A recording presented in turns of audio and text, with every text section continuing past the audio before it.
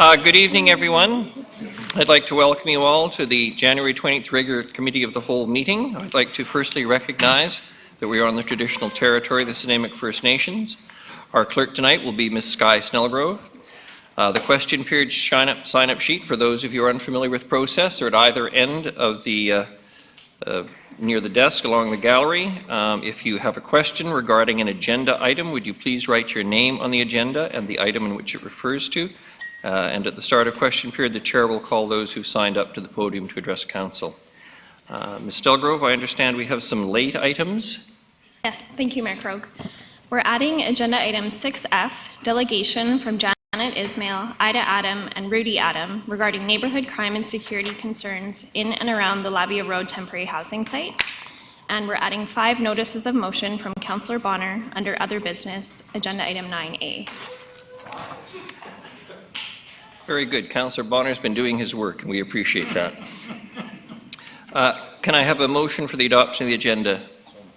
Councillor Thorpe, seconded Councillor Hemmens. All those in favour? Motion carried. Thank you. We have 3 sets of minutes, Ms. Snellgrove. We can do them all in one motion, please. So moved. Moved by Councillor Hemmens, seconded by Councillor Bonner. All those in favour of the adoption of the minutes? Contrary, motion carried. Thank you. We have no presentations tonight, but we do have a number of delegations. Just before we get started, having received a certain amount of criticism a couple of delegations ago, I just want to emphasize to everyone again, you're entitled to 5 minutes. When it gets to 4 minutes, I will advise you that you have a minute left, and we will conclude at the 5-minute mark. I do have a timer present. So, I want to welcome all of you who've taken the time to come as delegations tonight. And our first is Paul Chapman, the Acting Executive Director of the Nanaimo Area Land Trust, regarding the upcoming Water Stewardship in a Changing Climate Symposium. Welcome, Mr. Chapman. Hello, my name is Paul Chapman. I'm now the Executive Director of the Nanaimo Area Land Trust. I'd like to mention Wally Wells as a Director of Knowlton. He's here tonight too. And thank you for the opportunity to speak with you today. I'm here today as a representative of the Nanaimo Watershed Health Community of Practice. It was formed shortly after the Watershed Stewardship Symposium held last year at the Coast Bastion. I saw a few of you at the symposium, and I trust you found the experience as enlightening and as empowering as I did. The community of practice is made up of stream keepers, NGOs, fishing folk, farmers, and other citizens concerned with the well-being of Nanaimo's creek sheds. During the election and subsequent to the election, you have all received correspondence from the community of practice. I'd like to take a moment to thank you all for putting yourselves forward to serve as mayor and council in a time where we face some very difficult and important issues as a community. One of the difficult issues we face is climate change and how that affects the distribution of rainfall in our area.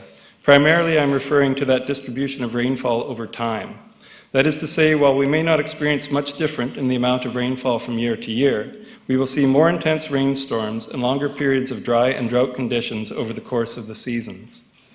Indeed, we are already experiencing this change.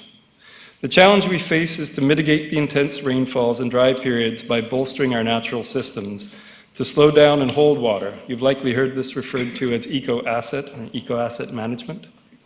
This is opposite to the old ideas of built solutions, storm drains quickly moving rainwater to a natural water feature such as a creek or a beach outfall.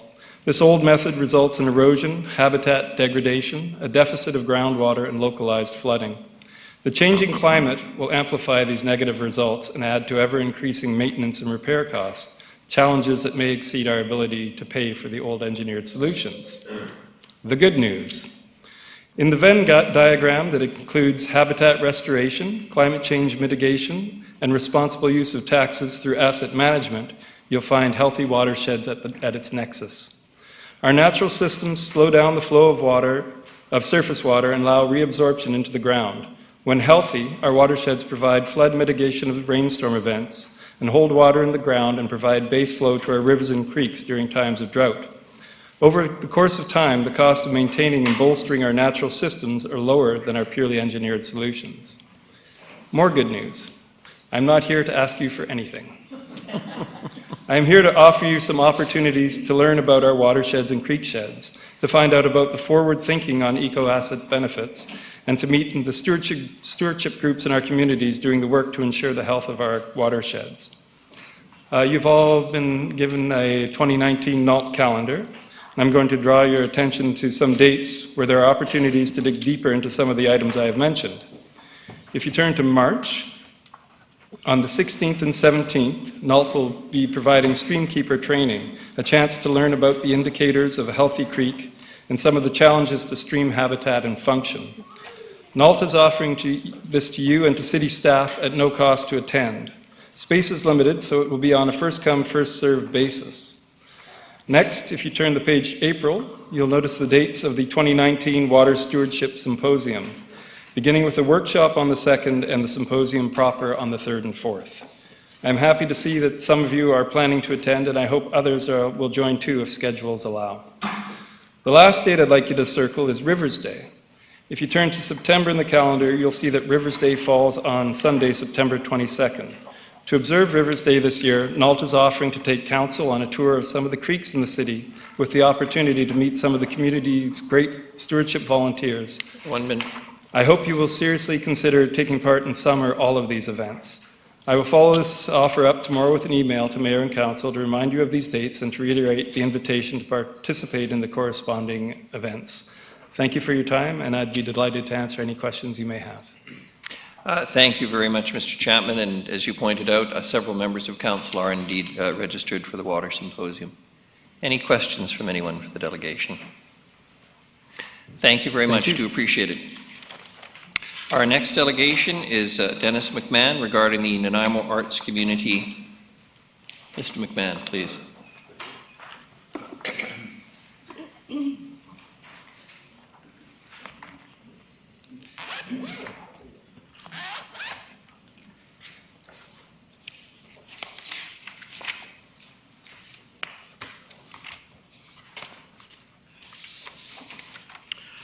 Good evening, Mayor and Council.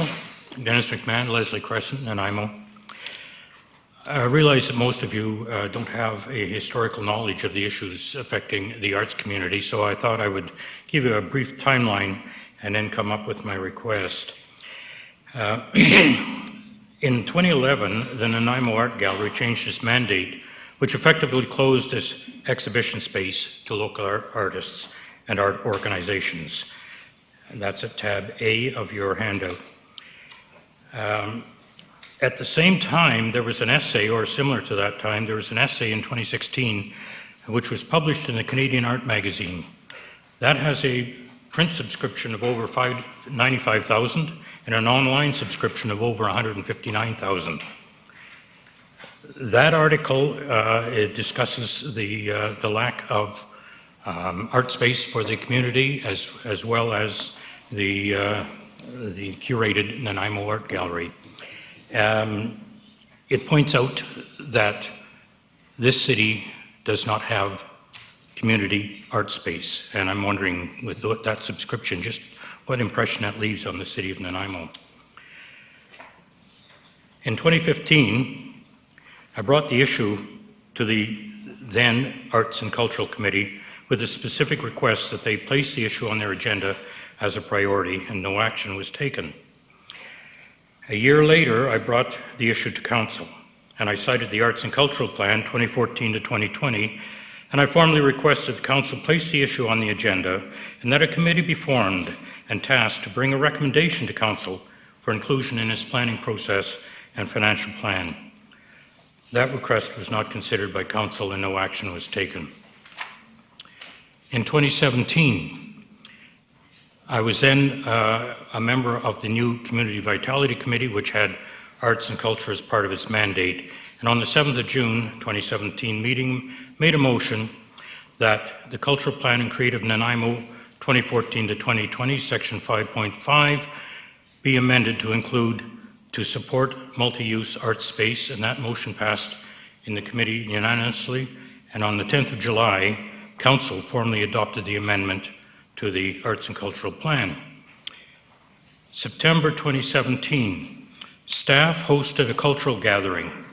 the purpose of which was to gain or to garner information from the arts community about their needs. Over 70 artists representing the visual and performing arts attended and gave their input. The overwhelming agreement was that Nanaimo requires suitable and affordable space for artists. In other words, they need a home base in which to meet, exhibit, practice, sell, plan, and develop, offer workshops, and have studio space available to the community. I can't praise staff enough for the hard work in organizing that needs assessment, in collating the citizens' input, and in recommending implementation action.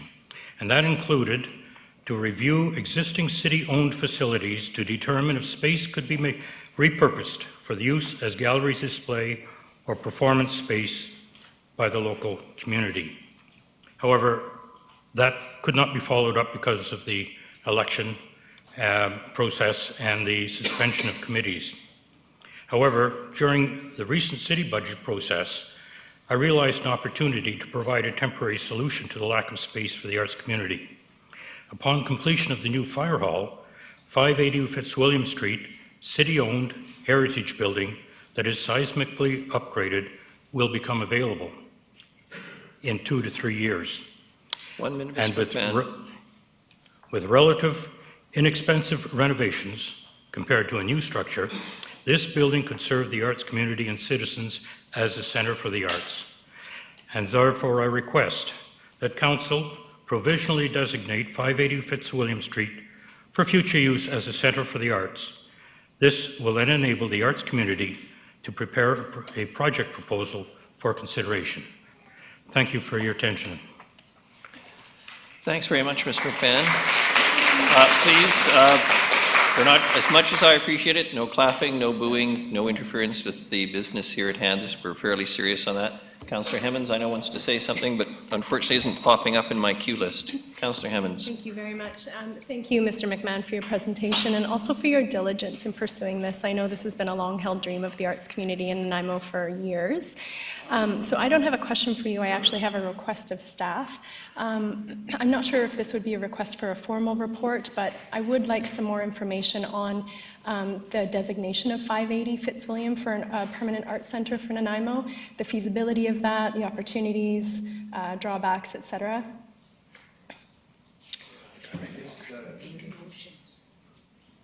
Okay, so I'll introduce that under new business. Your Worship, just as a matter of process, and I think we've talked about, since we're new at dealing with delegations, if there's something that you feel you need more information and you want to refer it back to staff or an information report, we'd be pleased to do that. Just need a motion direction on that regard. And that would come under new business on the agenda? I think not sure how the clerk's department would like to handle that either now or at that time. Yeah, it would be appropriate Elgrove? to do that now or under other business. So might as well just do it now. I'd like to move that staff prepare a report looking at the feasibility of designating 580 Fitzwilliam as a permanent arts center. Seconded, Councillor Martman. Any discussion? Councillor Thorpe. Thank you, Your Worship. Yes, I have no objection to the motion. I'll support that, but I would like the report to be a little bit more inclusive if possible, because we have other groups come before us. We've already had a group come before us asking for meeting space. So I think in fairness, I would like to see other options on the table, or at least mentioned in the report. Thank you. Thank you very much, Councillor Thorpe. Councillor Brown, and I'm afraid that no one's popping up in my queue list for the technical people in charge of the universe here tonight, so I'll have to go the old-fashioned way and look for hand signals. Yes, thank you, Your Worship. I too would second Councillor Thorpe's sentiment there. We did have the Nanaimo Pride Society before asking for meeting space and a resource center as well. So I do think we need to consider that in the greater context of the asks. Very good. Any further discussion? All those in favor? Motion carried. Thanks very much, Mr. McMahon. The next is a delegation, Angela Wood, regarding safety concerns at Bevan Park and Park Watch. And it turns out if I press the right button that says Start Q Session, you'll all be heard now, so we won't have to resort to hand motions. Thank you, Councillor Thorpe.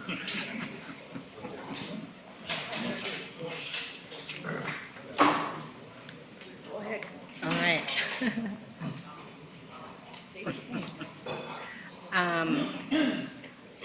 Good evening. Please introduce yourself. Thank you. So, my address. Okay, so my name is Angela Wood. My address is 342 Corden Street in South Nanaimo. You might want to lean a little more into the mic. Okay, is that better? Thank you. This is my favorite part. So I am a parent of 2 young children that use Bevan Park almost daily for BMX and Stevie Smith. I have another parent, Todd Bass.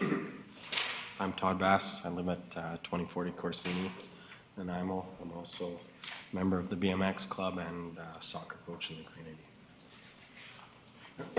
I'm Michelle Corfield, 995 Halliburton, founder of the Stevie Smith Bike Park. Good. So Park Watch was created on January 5th in response to some of the rising concerns within the park. We're a group of community members, and we're generally members of various nonprofit organizations within Bevan Park. So our goal was really to just come together and identify possible solutions in regards to the criminal activity that seems to have spiked with the placement of the housing on Labio Road, which we're all aware of. So the population of people within the park has now changed. So day and night, we're seeing a lot more undesirable people and things happening in our park that's causing lots of concern. There's been lots of damage to the buildings, hazardous materials found, and the expectations and the responsibility seems to be falling back onto the volunteers and the nonprofit organizations to continue to maintain the area in already a dated, facility. So there's lots of needed repair, and now even more so, that's starting to become unrealistic for our organizations. We don't want to lose these valuable organizations in one of Nanaimo's best assets is the park. Our group, as well as the organizations, continue to want to see Bevan Park thrive and work with the city to ensure that it continues to shine.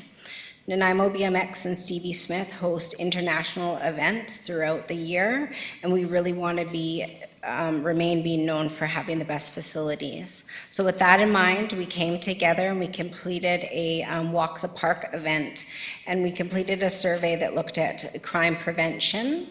We looked at things like lighting, signage, sight lines, isolation, maintenance, and social concerns. We walked the park and made notes of different things that we thought could use some attention. We grabbed those results and communication from other organizations like the VIX, Boys and Girls Club, as well as general public. We created a list of about 38 different recommendations that would be transferable throughout the park. So it was mostly done at the BMX Park and Stevie Smith, but a lot of the recommendations could be carried through. We met with Darcy Osborne, the new manager at the park, bylaw and RCMP on January 17th, and provided them a list of our recommendations. So Darcy was kind enough to go through our recommendations and provide feedback, which is all included in the report that I had submitted to you. It seems like they're doing quite a few things already, which is really nice to see. We really hope that the city recognizes the urgency to provide funding and allocate more services to implement crime prevention strategies and increase maintenance in the park, as well as providing the nonprofit organizations. 1 minute, Ms. Okay, with more maintenance and, just being able to help to be proactive in crime prevention in the area. It's too much for our organizations to take on by ourselves, and we would really like to see the city put forth and pool together the resources and take them and fix up the park now and not in 12 months from now. So all the information and recommendations are in the report 5 minutes doesn't allow me to go through them, but we welcome any questions. Thank you very much. Any questions from council? Councillor, the queue is working. Councillor Armstrong, then Councillor Hemmons. Thank you very much for your report. You said that you've seen crime up. Have you reported those incidents to the police? Yeah, so we have, even our group, while we were doing the walkthrough, ended up making some phone calls and reporting break-ins while we were there. We've strongly encouraged all of our members and all over Facebook to please report to RCMP immediately if there's any incidents. And so we've been very much trying to advocate that they do that. And if some of the recommendations don't get in or whatever, what do you think will happen to the BMX park or the Stevie Smith if this continues? Well, you can go, yeah, go. I will cancel the Red Bull event if we do not see some increased support, because we are pulling needles out of the banks. Thank you. Councillor Hemmons. Thank you very much for your presentation. As the mother of children who use the BMX track and the Stevie Smith Bike Park, I appreciate your diligence in coming forward and sharing your concerns. I will share that as a parent who visits the site, I have not seen a dramatic increase. I have not seen needles in the banks. However, I'm not saying that doesn't happen. Given Ms. Osborne's response to your recommendations and you stating that you're surprised that the city is kind of moving forward on a few things, outside of what we are moving forward on, what would you most like to see us focus on? Well, although she's moving in on certain things, I think that the timeliness of that action is a concern. So for instance, clearing out sightlines. Well, if she has, a certain amount of maintenance crews available to do that, it's taken a very long time. It's 130 acres. So for us, it's about timelines. I went there today and we had offered, some solutions about clearing some trees and, raising up trees to create better sightlines around the property, and it remains the same. So we would just like to see action happen sooner, and how that can happen with city staff and pooling together and getting it done would be what we would like to be seeing. If there's lights that are needed, we would like to see those lights, and not in 6 months from now. Like, let's just figure out a way to get it happening. Currently, Nanaimo BMX has turned on lights at night, which they've noticed has been helpful. However, we're paying the hydro bill, and that is a cost that we do not have in our budget, and creates some concerns. Security at the park, we have a bathroom that is far away from where our event will be held. So for people that are going into the bathroom that are usually unlocked, we're gonna have to brainstorm some ideas about that if we can't have security available during events, right? So it's those things that need to be prioritized and organized, and I appreciate that there's process, but we would like to see some action, and we'd like to be able to have more resources put in place to help Darcy accomplish what she's doing in a little bit more of a timely way. Very good. Thank you very much, and thank you for the work put into the written presentation, which was distributed to all members of council, which I know they've all read. Thank you. Thank you. The next is a delegation. Sorry, Your Worship. Sorry, Councillor Bonner. Sorry. I have a question for staff, if I may. Has staff got a copy of this thing? Is there any way that we can possibly act on some of these recommendations relatively quickly? I think some are just turning on lights, that sort of thing. I do see there's 34 recommendations, though. Perhaps that we could get a notice or a report sooner than later on what we can do quickly and what would take longer and possibly costs, that sort of thing. Mr. Harding. Yes. Good. Thank you, Councillor Bonner, through His Worship. So a number of those issues we were working on, as in any park, when issues arise, we try to adjust to the park, whatever those issues may be, whatever kind of user conflicts we have or issue. So we're constantly doing that with this one. We are still cleaning up from the storm, and the only issue so we're still crews are cleaning up from the storm. Though we do have some costs on doing some limbing up in that area, particularly in the BMX park. We have done that a few years back, and it's one of those things where you just have to, trees grow and change, so we go back and look at it. So we have some costs today of how to, from a contractor on doing that limbing. Lighting is a bigger issue. We did some expansion of lighting last year to the dog off-leash park. There's capacity to do more lighting. There's no lighting. We don't have that in our capital plan right now. If council wants us to add more lighting this year, we'd have to come back with you for a different lighting improvements. The other thing to keep in mind is we've just finalized the leases, the updated leases for VIX and the equestrian area. That now provides us opportunity to do other types of opening up of the park as those lease areas have now been finalized. As council knows, we just finalized those last month.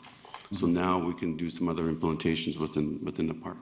And again, BMX has been a fantastic organization, as Stevie Smith, working with them, continue to work with them in whatever way we can to help make sure the parks are functioning and working as they should. Okay, thank you. Councillor Armstrong. Thank you, through you to staff. I understand that RCMP did go along to look at Stevie Smith and BMX to do a SEPTED assessment. Is it possible we could get a SEPTED for the whole area? And I ask this because I've heard from the equestrian that they're actually looking at canceling possibly because they can't afford to stay there any further. So I think this is a bigger area problem, and perhaps we could work together with the RCMP on a proper SEPTED assessment, which would then come to council and prioritize which they see as the most important. I don't know if the superintendent wishes to answer that. Thank you.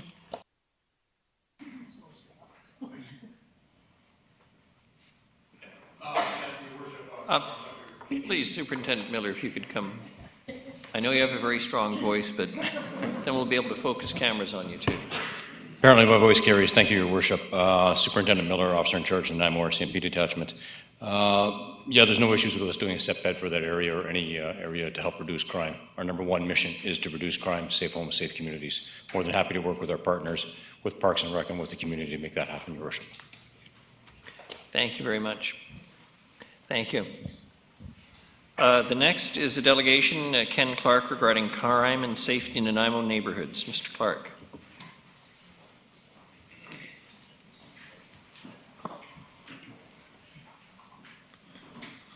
Thank you, Your Worship and staff and council. Wow, thank you for that last 10 minutes. My heart just started pounding. It's awesome. As far as the city or the bike park goes, if they need excavation donated to dig the trenches for doing the lighting, I'd happy to donate an excavator for as long as it takes to get that lighting in. I just took my daughter there last week, and she was really excited. We saw this little 3-year-old girl ripping around on a little pink bike, and she thought the world of it. So I would be happy to donate my time, whatever it takes to get that lighting in to make that place safe again. I'm going to read a couple things today, and I don't say this lightly. When I first read this last night, I didn't sleep all night. I went over to my ex-wife's house and slept on her couch because I felt very unsafe for her. It's as I'm sure many people, it's got a lot of people with very sleepless nights. But I'm going to read this from a lady, Nicole, who was the lady that got broken into the other day. I am a 27-year-old female who lives in the Labio area. On Friday, January 25th, 2019, my life was endangered in my own home. A man who I did not know kicked in my front door down and then kicked the door down that was a deadbolt. He proceeded to run up the stairs, seemingly chasing after my friend and I. He clearly had been using large amounts of narcotics. He ran to the bathroom, ran to the bedroom and called the police. We did feel terrified, hopeless, waiting for the police to arrive, listening to the unpredictable, dangerous man searching through every room in our home. I remember shaking, petrified with my friend, and we were afraid we were going to get raped and murdered. Thankfully, police arrived and they were able to take the man into custody before anyone was seriously hurt. I felt like personal space and safety had been violated. It was later confirmed by police that this man had large amounts of drugs on board and has a history of property and drug abuse related to incidents. There's some more that goes on there, but it's getting a little too touchy and it might create too much emotion. I'm just going to read another one here. This is an incident that happened at the daycare, I think it is, right at Bevan Park. I'm writing as a concerned citizen. I'm a mother to a 4-year-old. She attends programs at Beban, which is very close to Labio, supportive housing, as you know. Having tried to keep an open mind, I am very, very concerned. A woman came into the Beban Social Center today, Friday, at 10 a.m. and was swearing profusely. Very aggressive. Keep in mind that this is an area where preschool is in session during the week until 11 a.m. She was still in the bathroom at 10:50 and learned that there was no security on grounds for staff. No security on grounds for staff in the facility, and that we had to call the non-emergency line. This feels that my daughter and the city staff are very vulnerable, and that they are very vulnerable at the preschool. And unfortunately, the situation of the women swearing and yelling is just the small amounts of stuff that they are dealing with there. I'm just wondering, as I asked the first time, is when can we start returning to these parks again safe? It's very dangerous. This time around, I came in trying to hold as a level head as possible. But it's just getting really scary. Like, I'm willing to donate my time that I don't have or my money that I don't have to put in things that should have been put in or needs to be put in before these things go into place. I don't have the money nor the time, but I'm willing to do whatever it takes, as all these people here are willing to do the same. I asked staff, we really need to start looking into this a lot deeper. Councillor Armstrong is probably the only one on staff that's really educated enough to know what needs to be done, and I really think we should try to get behind her and some of her understanding of this situation. That is my belief. It's up to you guys to do whatever you can to make this work. 1 minute, Mr. I'll be done with that. Thank you very much for your time. Thank you. Any questions for Mr. Clark today? Thank you very much. Thank you very much. The next is a delegation from Mr. Southward regarding City of Nanaimo property taxes. Thank you for Mr. having me Southward. again. Okay, I'll just read off script here. How to reduce property taxes by 25%. The city must stop borrowing money and wait till the city has saved the cash. It is best to build in a utilitarian style of building and avoid the grandiose by not being seduced into the easy money policies that are leading so much of the world to enslavement and societal dysfunction. Money is faith-based, but for money to be positive for humanity, it must be honest and moral. Yes, the city does not borrow money or pass on the debt to the next generations like the federal government does, but living in a moral example would make Nanaimo a leader. If we value our next generations, then we should act moral and live simple and humble. Morals come from what we value. Even animals, they value their young, so they act morally. They feed them, they protect them, they teach them. And it is immoral. That is why it's immoral. It's a universal truth. It's not subjective. It's immoral to pass debt on to the next generations for the excesses of the present. It's a fact. Okay, now number 2. All non-essential projects must be on for a public referendum once every 3 years. This will likely ensure taxpayer money is not used for unneeded capital projects like seawalks, extensions. Number 3, the influx of the homeless and destitute into Nanaimo must be controlled through holistic measures that will return them to the provinces and municipalities where they came from and were raised. It's called collective responsibility. You know, we can't, Nanaimo is already exciting enough being known as the retirement capital of all of Canada. What more if it's going to be known as the homeless capital of all of Canada? It's moral that we act. And it's not good for them all being congregated in these homeless people all in one little city, because it just reinforces their habits. And they're mostly men, they're depressed on drugs or whatever. It's a miserable life. They need to be spread out to the communities where they're raised. Number 4, cap all municipal salaries, manager salaries at $120,000 a year. Number 5, municipal workers' pensions will be eligible for collection at 65 years old. It's kind of the philosophy with the private sector of working together as equals and dying together as equals. Just a little joke, right? Number 6, the city councilors of past and present will receive no pensions anymore. I love you guys. It's okay. Okay. It's number 7. Begin to create a municipal volunteer workforce called the Weekend Warrior Team for certain municipal maintenance projects. This is kind of like a beginning. Number 8, this is kind of a stretch. We need to have a publicly elected, non-paid council of elders, not to replace you guys. That will be the voice of reason and advice for all. This should be comprised of 10 to 50 members all over the age of 50. They will be the watchdogs, advisors, and critics of City Hall and Council as well. Self-reliance, local ownership, and regional determination will have to be much of the theme in this, otherwise, what is the point? So that way there'll be a voice that can listen to the whole voice rather than just only special interest, because that's what always leads government astray too much. There's so many special interest groups, they're singular-minded. They're not representing the whole holistic part of society.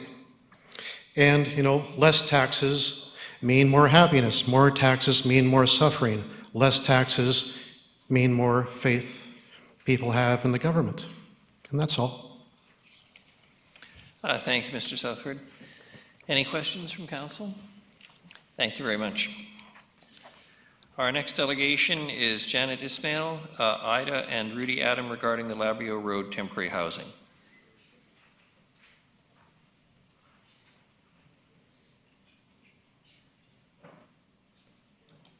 Again, Janet Ismail, Ida Adam, and Rudy Adam. Do I have to ask a third time, Ms. Snellgrove? It's not a requirement to ask 3 times. All right, thank you very much. The next item is reports. Item 7, Ms. Snellgrove. Thank you, Mayor Krogh. So I'll introduce this report and the next report at the same time as they're related. So the Community Engagement Task Force was established in July of 2017 and has completed their 4th and final public engagement event held November 21st, 2018. The task force has prepared this report, which outlines the theme of the last session as empowering neighborhoods and shares statistics related to public attendance and feedback gathered on this topic. The task force has also prepared a final report which summarizes the results of the 4 pilot sessions, evaluates what they have learned, and provides recommendations for Council's consideration. Ms. Mitchell, task force member, will be providing a presentation regarding the final report and will be available to answer questions from Council. If Council has questions for staff, we will record them and provide answers once Ms. Gurry returns. Thank you. Councillor Emmons. I move to accept the report, Public Engagement Pilot Program Session 4, dated 2019, January 28. Seconded, Councillor Thorpe. Any discussion? I think I just want to say at this time how much Council appreciated all of those who took time out of often very busy lives to participate in the process around public engagement. It's a very useful document for city staff and council in order to move forward around public engagement in this community, which I think is something we can all safely say we champion. So, hearing no further discussion, all those in favor of receiving the report? Contrary? Motion carried. Thank you very much. The next, again, Ms. Snellgrove, Public Engagement Pilot Program Final Report. Yes, so this is the final report, and Ms. Mitchell is here to provide a presentation.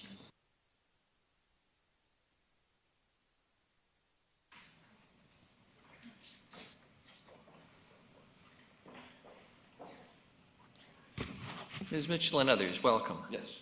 Thank you, Mr. Mayor and Council.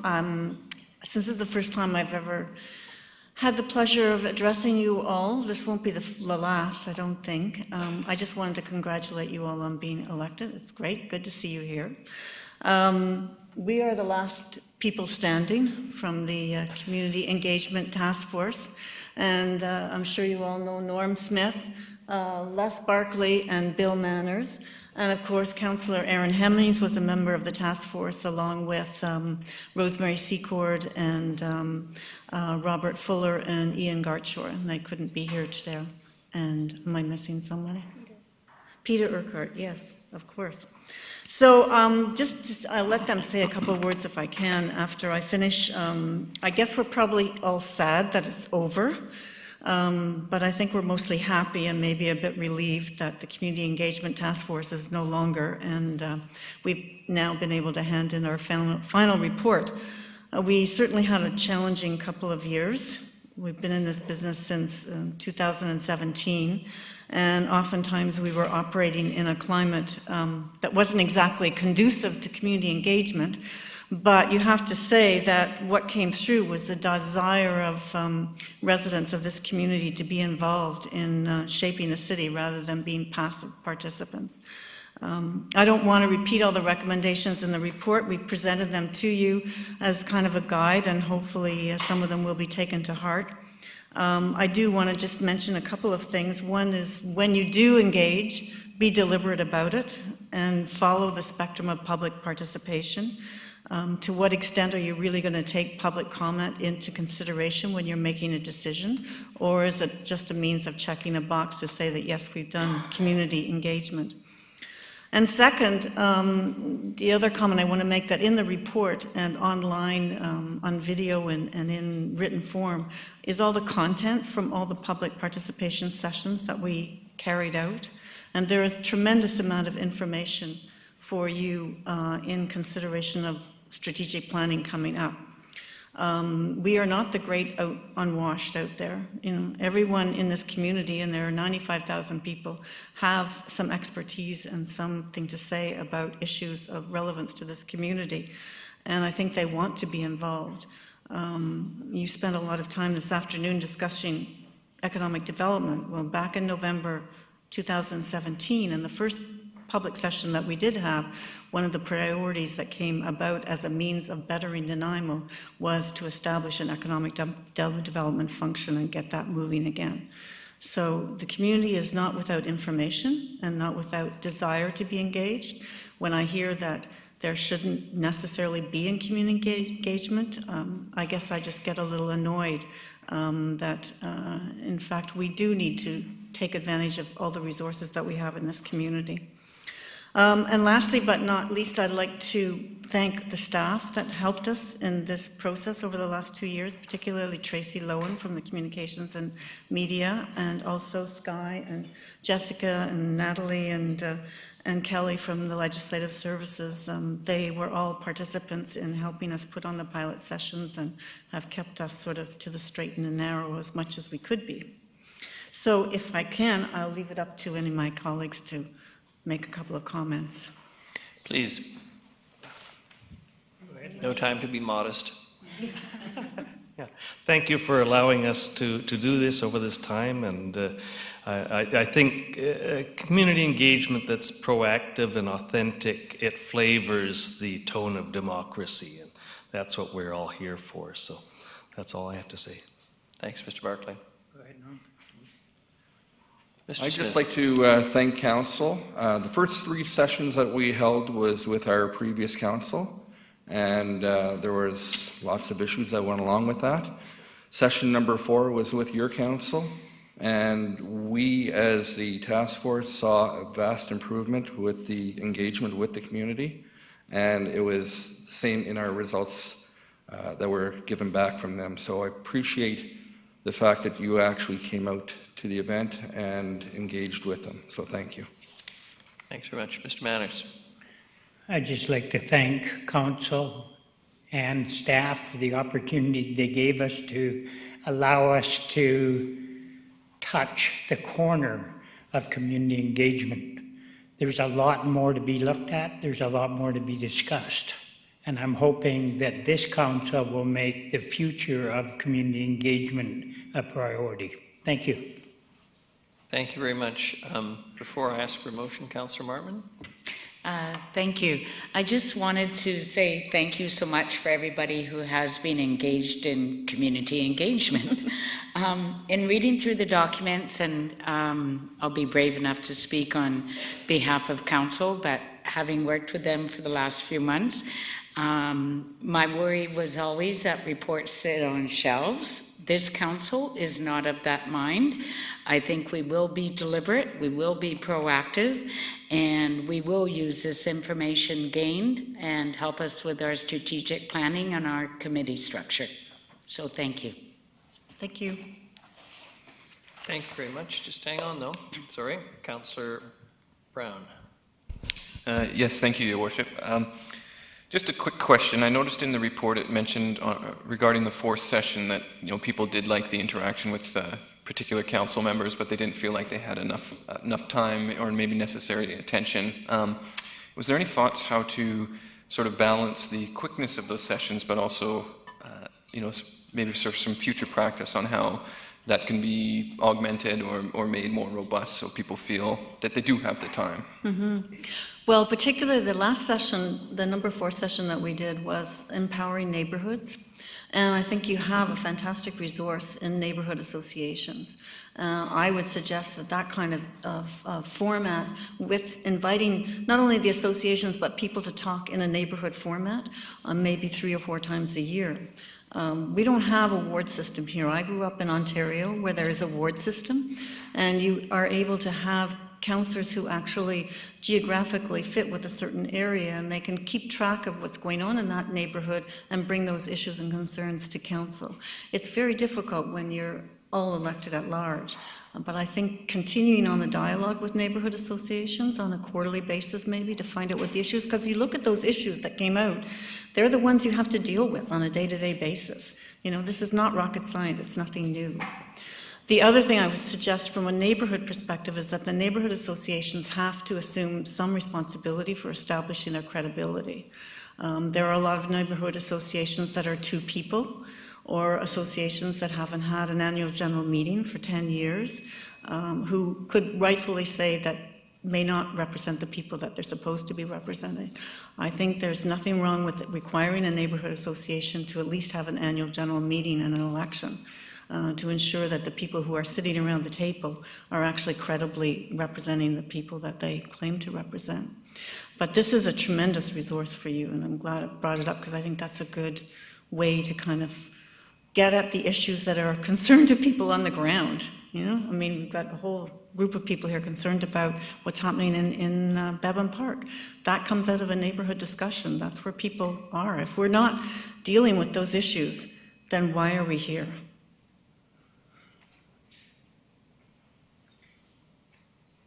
Councillor Bonner.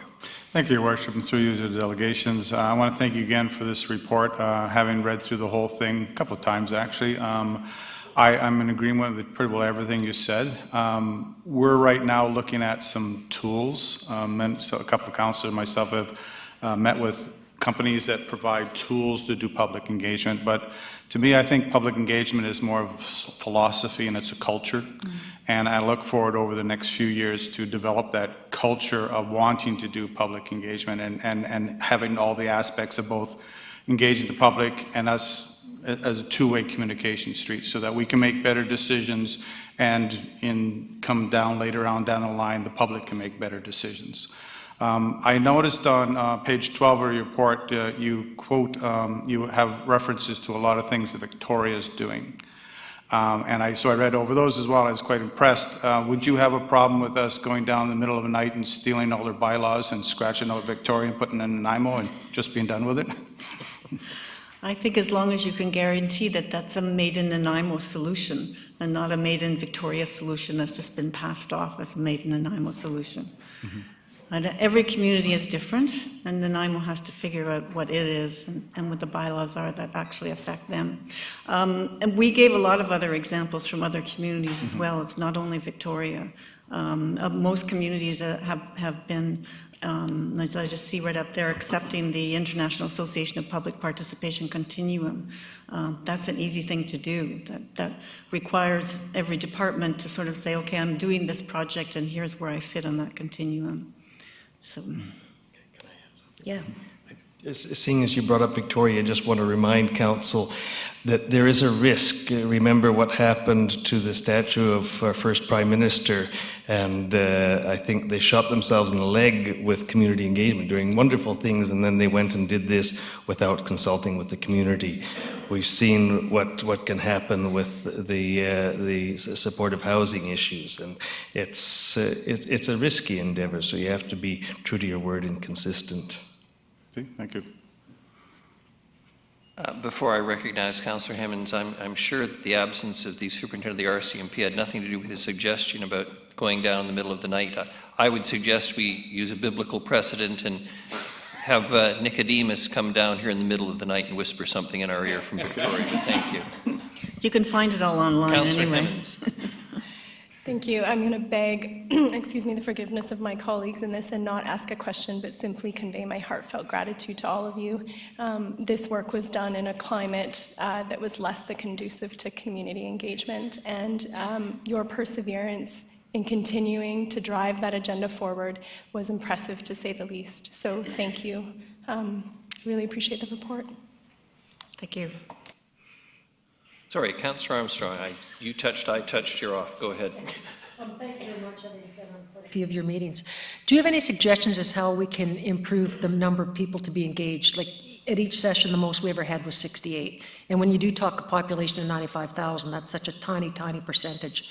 So is there a way that we could deal with that better? Thank you. Well, firstly, from our perspective, every time we put a session on, there seemed to have been too many things happening that we were always planning things at the last minute. So time, I would say, is one thing, is start a little earlier. Certainly, there's a lot of ways online that people can actually be engaged in that kind of thing. 60 is not a bad number. It's not any different from anything else that the city might have actually done, because out of those 60 people, you're getting another maybe 120, 300 as the word gets passed around in terms of what happened at that particular session. Yep. One thing I'd like to mention about the number of people that we had in our meetings was the facilities that we held them in. We were limited often by the facilities. For example, the last one that we had was we had a couple that were at Bevan Park.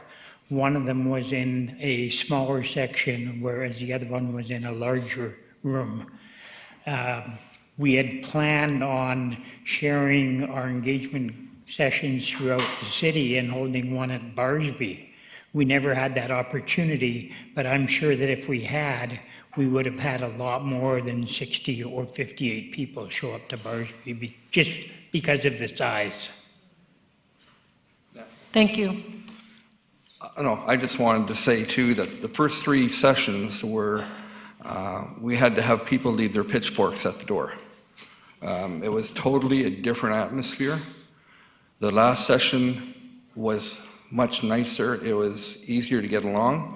I think if council continues that trend, you're going to see a lot more people come out. They're going to be felt that they're going to be heard. They're going to want to come out and talk. The first 3 sessions was really hard to even get anybody out because of what was feeling at that time. I just want to add something else, and I don't want to pick on, oh, he's gone. I don't want to pick on Dale here as a planner, but there's always a concern when there's a public hearing and everybody comes out who is against the project. And that's when you get a lot of people out and engaged.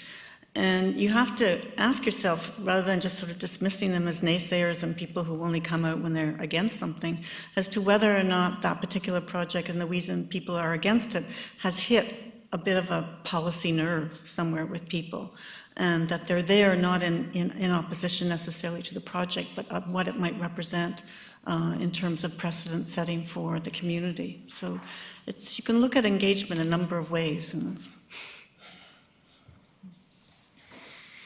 Again, thank you very much. Thank you for all the work. I think it was a very successful project and very useful. I won't ride my hobby horse, which follows somewhat on yours around remarks around the ward system.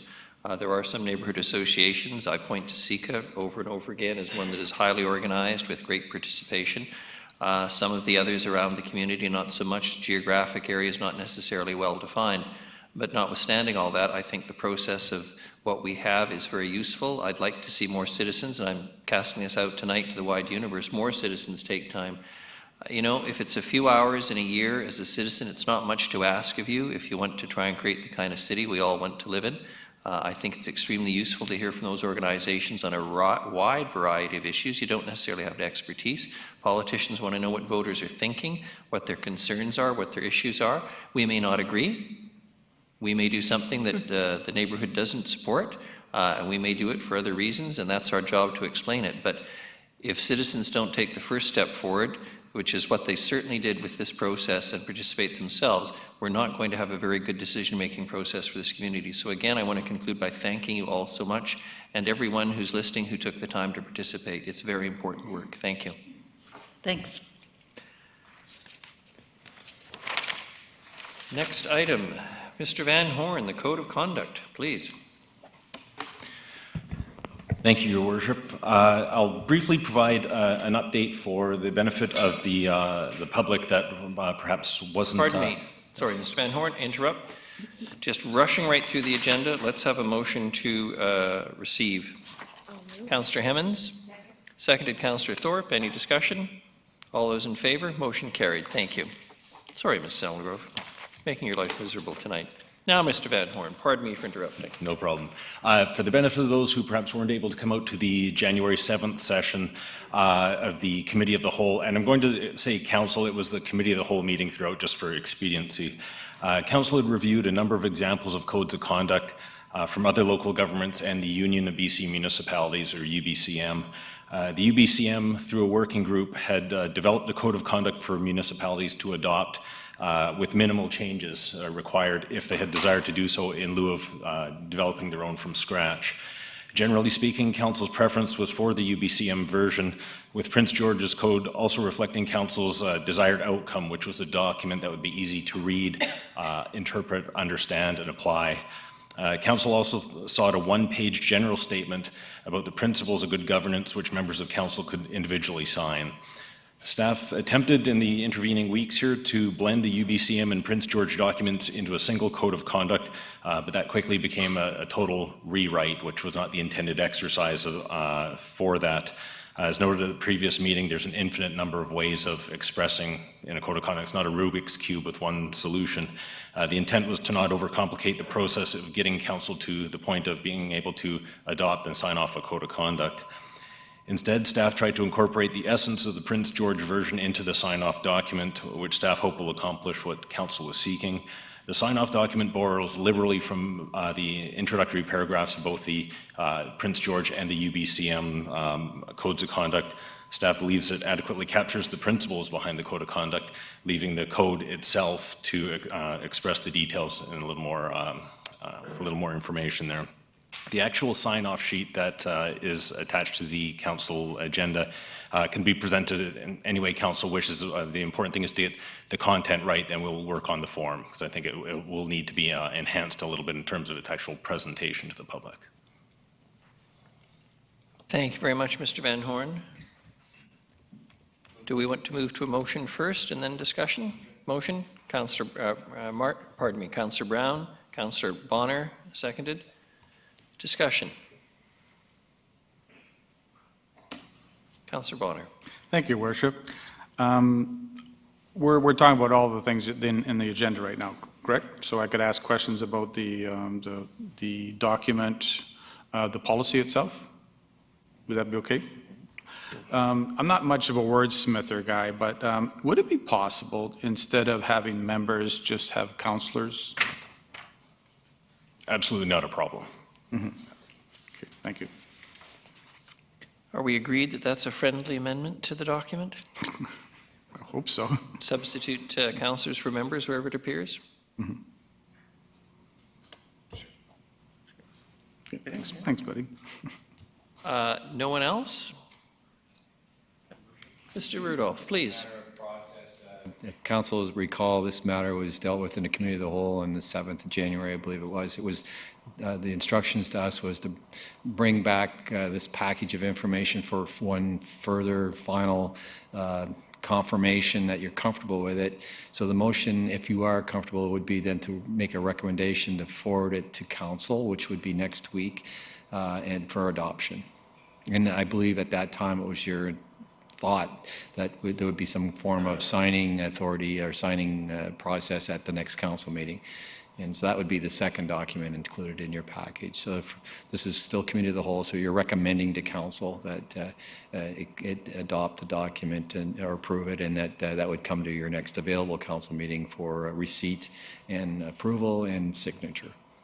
Yes, Mr. Rudolph, that's what I understood the motion to be. Are we all agreed? Yes, very good. Any further discussion on this? Councillor Thorpe?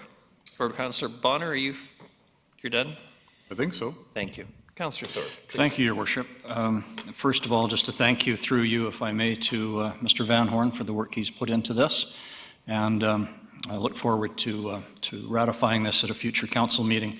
Regarding Councillor Bonner's quibble, I do like to wordsmith, I confess. and I didn't have a problem with the original wording, and I must point out that when it says councillors, we would need to somehow include His Worship the Mayor as part of that, because why should he be held to a different standard than the rest of us?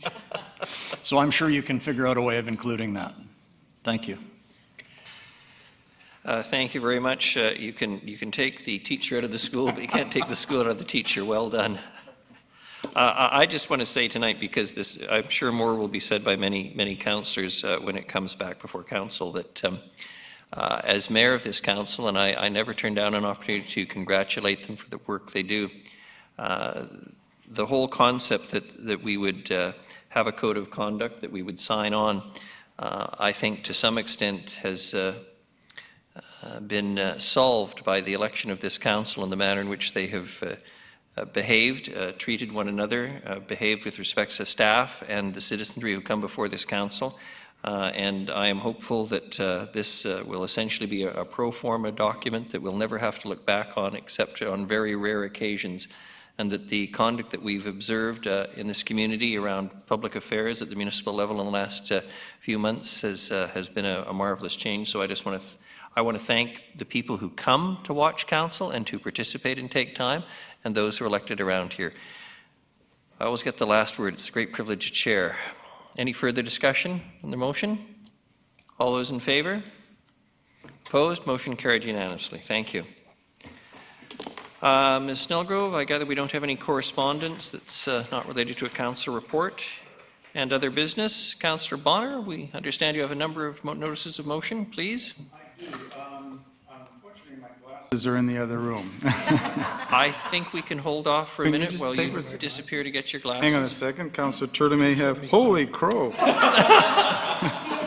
That's the reason up here. I have a solution. Thank you. Thank you to Councillor Turley. I think I can smell the words. Oh, they're so close. I got those too. Yeah, I'm all good, thanks.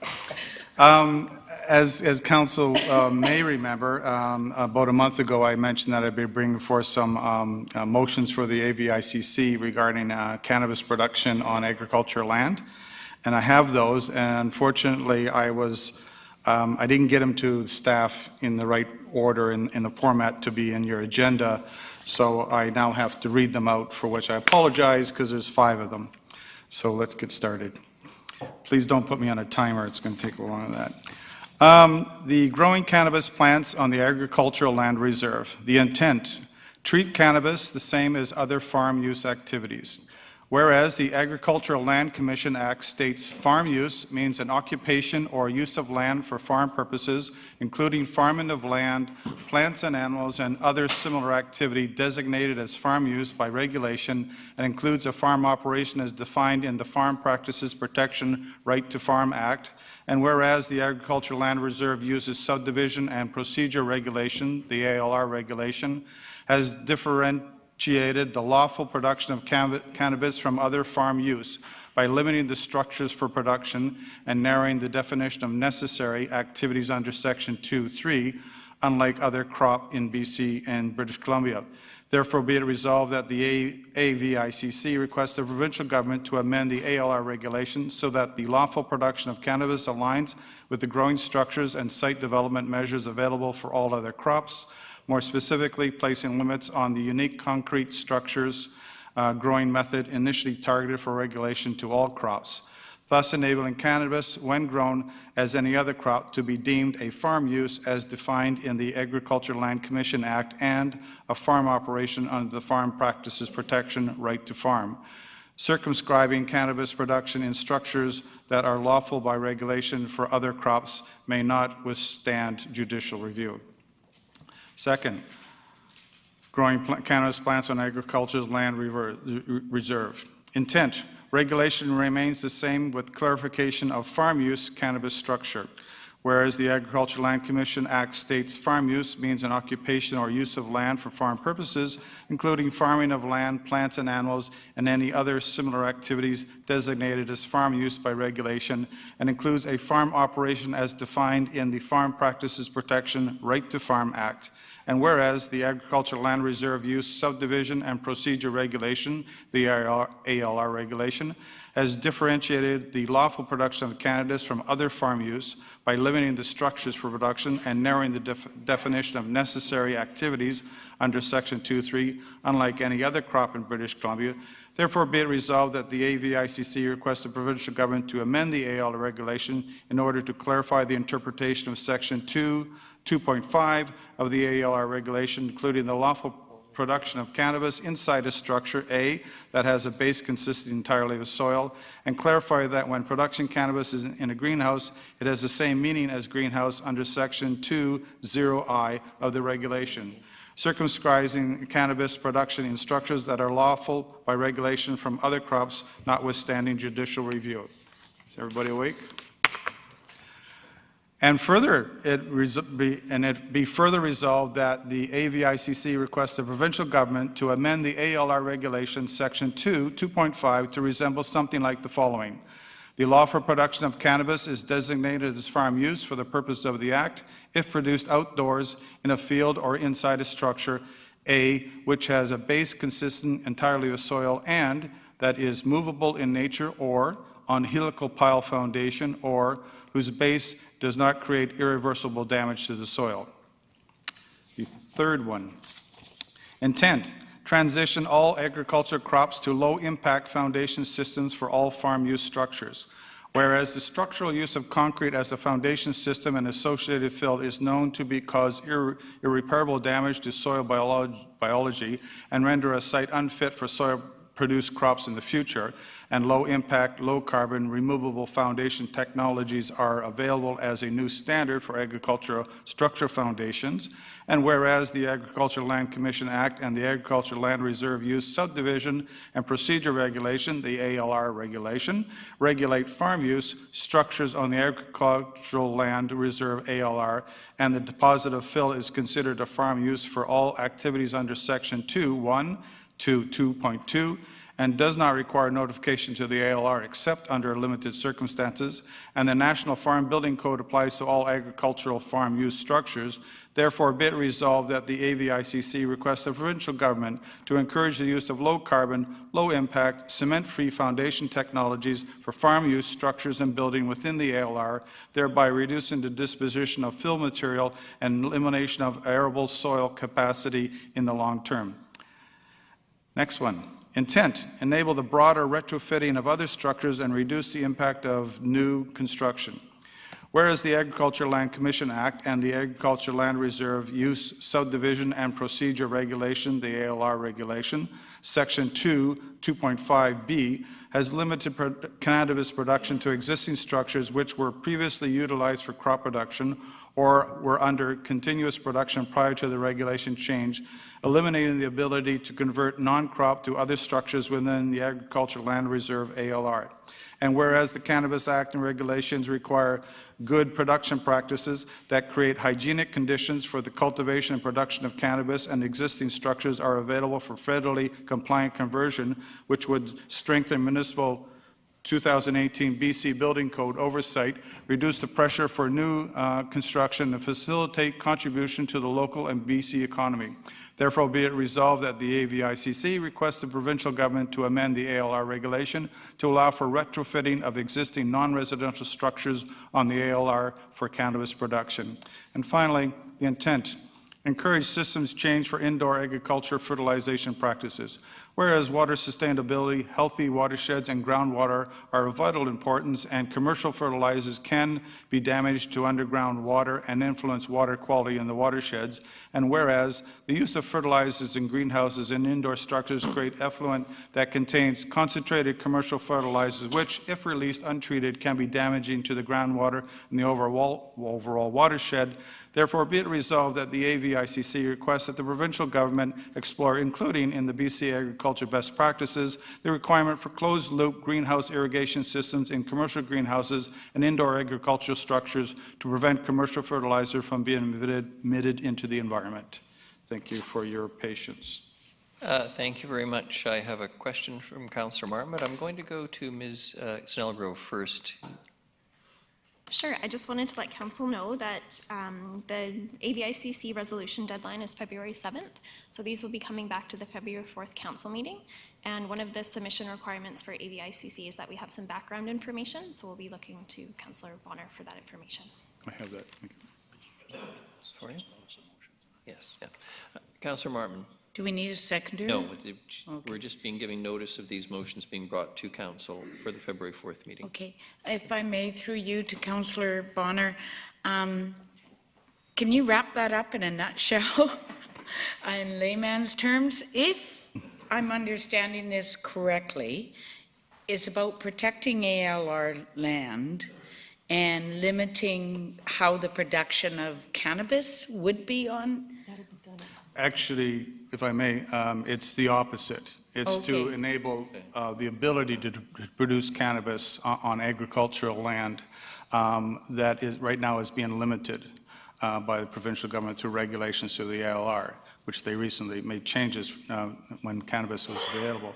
And the intent of this is to, believe it or not, increase our food sustainability in that we now we would have an option for local farmers to augment their income by producing cannabis and then continue to do the farming that they like instead of having to work off their farms in secondary jobs. And that's one of the main parts about this. It's all about making it easier to grow cannabis on ALR land. Okay. As much as I appreciate this, the appropriate time to have this kind of discussion around the motion is when it's actually before council. All we're receiving tonight is the Thank you. Very complete notices of motion provided by Councillor Bonner for debate on February the 4th. So I don't wish to appear to be stifling debate, but I think that's the appropriate course of action. And when I see Ms. Snellgrove nodding and Councillor Thorpe, then I know I'm right. I look forward to reading them again. We look forward to the written form. We're now on to question period. If just have a moment to get the question list down here.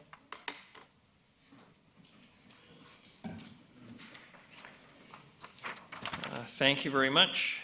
Mike Smith, and the agenda item is Nanaimo BMX and Stevie Smith.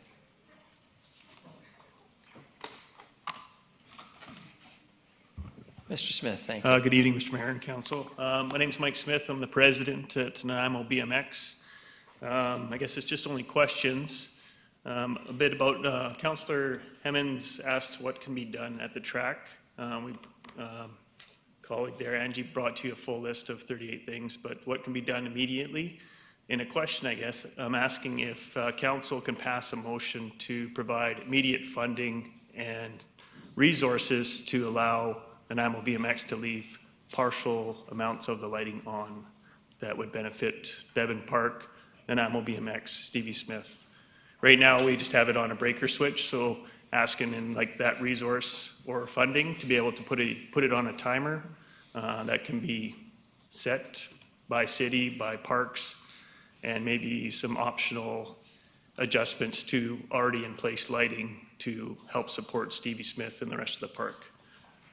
Our lighting's already in place. It's basically a minimal ask. I don't think much funding or resources would be required to adapt a temporary solution, but it would definitely benefit the whole park. I think we get the import of the question, Mr. Smith. I don't think we're in a position to answer it tonight, and I don't see Mr. Harding with us. Mr. Rudolph? Your Worship, if it's council's pleasure, we could take a look at our budget to see what kind of, I don't know how long temporary is. I'm not sure what the cost is. We don't have anything budgeted for this, and we've already approved our budget, so we can certainly look into the situation. I wouldn't ask that our staff respond to this specifically without finding out the specifics of the lighting situation there, and maybe give you an informed comment when they've had proper chance to assess the ask and the mechanism to actually do it. Thank you, Mr. Smith. I think you understand we don't, believe it or not, we don't spend the money easily without a staff report to know whether we've got the budget and the appropriate marks to do it. So thank you. Your Worship, may I ask a question? Councillor Bonner? Do you know how much you're spending now on lighting? No, we've only turned it on probably for the last couple of weeks. As our crime rate rose, I was probably calling into the RCMP, filing a report about once a week on it, on situations, vandalism that was affecting our club. It sort of goes more past just vandalism and theft to the point where we've had a 9-year-old boy attacked out of the bushes during the day, having his bike being tried to take away. So it becomes more of materialistic things, but then to a site of public safety and child safety in our park. So I know the superintendent RCMP suggested that lighting is a big thing, and it definitely helps. Bikes aren't being ridden at night, but it definitely deters, thus says, people from hanging around. If city is willing to help out, that will BMX cover the costs on our lighting as a temporary fix until something else can be adjusted, then that'd be greatly appreciated. And like I say, it would improve the safety of the park, our club, and help the RCMP in the end. Thank you. Thank you. Sorry, Councillor Hemmons, sorry. Thank you. Just a point of clarification, Mr. Smith, the BMX lights are being left on, but are there lights at the Stevie Smith Park, like on the pump track? There's lights on the back end of the Nanaimo BMX park that shine some sort of light up into their area. It doesn't cover it at all. Like minimal adjustment would allow coverage up into Stevie Smith area, but majority of the lighting is around the Nanaimo BMX track, the parking lots. A follow-up, if I may.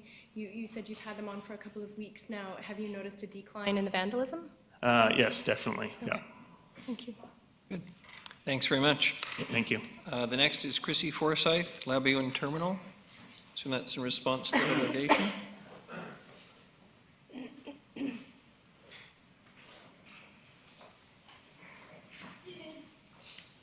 Good evening. Your question, Me please. again.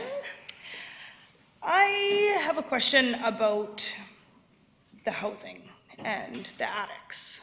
Is there any plan to get these people help while they're in there besides just housing? Because the theft is quite extreme due to them feeding their habits. So has anybody done any work towards that yet? Because just giving them a place to live is not curbing anything.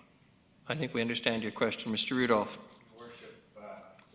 And these are BC housing facilities. The city doesn't do housing, nor does it do social services. So we're facilitators to hopefully enable the Island Health Authority, the many service providers, and the Housing Authority to manage these projects as best as they can, and through the service providers that they've selected, who are working as hard as they can, believe it or not, to make these successful projects. The projects were implemented extremely quickly because of the concerns of the tent city in the downtown, and I'm sure you're aware of that, and that was having a significant impact on the downtown. So this is a controlled environment. We are advised that VHA and, the Island Health Authority is in both of these housing projects at, up to 5 times a week and working with clients. So it is a housing first model where you get folks inside where you feel then you can actually stabilize them and begin the process of working with them. So we're not part of the service provider community, but we are certainly working with them to try to do our part to make these projects as successful as possible. So the very first few months have been rough, and nobody's happy about that, and including the service providers and BC Housing. Everybody's doing the best they can to manage this, and it's getting progressively better. And so I can assure you that the service providers are engaging with the proper health authorities and other agencies to work with people in there. And there are a number of people that are very appreciative of the fact that they've got a place that they can call home. So I think a lot of the concerns that are being expressed would represent a small, it's the 20/80 rule perhaps, you know, the 20% of the people are causing as many of the concerns as I think the community, both communities are feeling. So there's a lot of effort going into making these projects right. We've spent a lot of time in the discussions at Council on the Terminal Avenue site, and there's noticeable improvements there, at least from what we're advising. Mr. Lindsay was at the neighborhood meeting for the, especially on the Labio site last week, and reported a very positive undertaking. I think there were a dozen people at that time. He can report back to council on what was heard at that meeting. But so these neighborhood engagement committees are very important, and the police are obviously on the file for both sites. It's not perfect, but all I can tell you is that there's a lot of effort going in to try to make the best out of the situation, and a lot of progress has been made. I hope and I appreciate the fact that people are being very patient but concerned at the same time. So we're working hard to try to make this as good as we can. Okay, thank you. Councillor Turley. Yes, thank you, Your Worship. My recollection, which is sometimes not great given my age, but is that we had presentation from Pacifica and Island Health, or not Island Health, but Island Crisis. Oh, sorry. I can't talk about that. Sorry. Good stuff for Your Worship, just a continuation, not to raise the bar too high for our session on February 11th, but we are planning a more holistic conversation in a committee format on the 11th, and it's kind of going up at the 30 to 50,000 foot level to a certain extent, because this is a significant issue that we are on the list of municipalities that have this challenge, but we're not the only one. And looking at all our resources, our strategies, and all the things that are attached to this, because we're likely in this for the longer haul in terms of dealing with housing and homelessness and social issues, and start to unpack that as best we can so that we can build a solid foundation for moving forward. Both the temporary structures are temporary, and BC Housing has no intention of encouraging these to stay there any longer than they have to. So the next challenge will be to get additional housing sites identified for supportive and different levels of housing, and so that work needs to be sorted out and implemented. So we're you know, I think the participants on that day could include perhaps the service providers. So we're going to have a full afternoon of conversation, but it is a council workshop, and we just need the time to actually get to that stage of working through the issues and getting the information from the two service providers. And of course, they're busy working on their issues. The police are working on their issues. BC Housing is working on their issues. Island Health is working on their part of this solution. So there's a lot of players. I think perhaps where we failed, and this keeps coming up, is communication, and fully accept the responsibility for that. But. Guy, I have one more quick question. Yes, you may. We formed a block watch, so I'm part of that. I go out and I patrol my neighborhood from midnight till 6 in the morning. And I still have a full-time job. I run a business. I do my thing. I have kids. And what do we as a community do with the repeat offenders? I have them on camera. I have pictures of them. We have other correspondents that sit at Labio Housing and wait for them to go back there, so we know exactly when they go back. An employee at Max got punched in the face from stealing. I got a picture of him, sent it to the other people that were patrolling. Boom, he's at Labio. Not even 5 minutes later. Cops aren't there yet. Nobody can get him. Now, what do we do as a community to protect each other? Because that's what we're doing. We're out patrolling all night to keep our neighborhood safe, and it's not working. I don't know what else to do. Like, we all have jobs. We can't keep living like this. It's not fair. It's just not fair to us. We pay our taxes.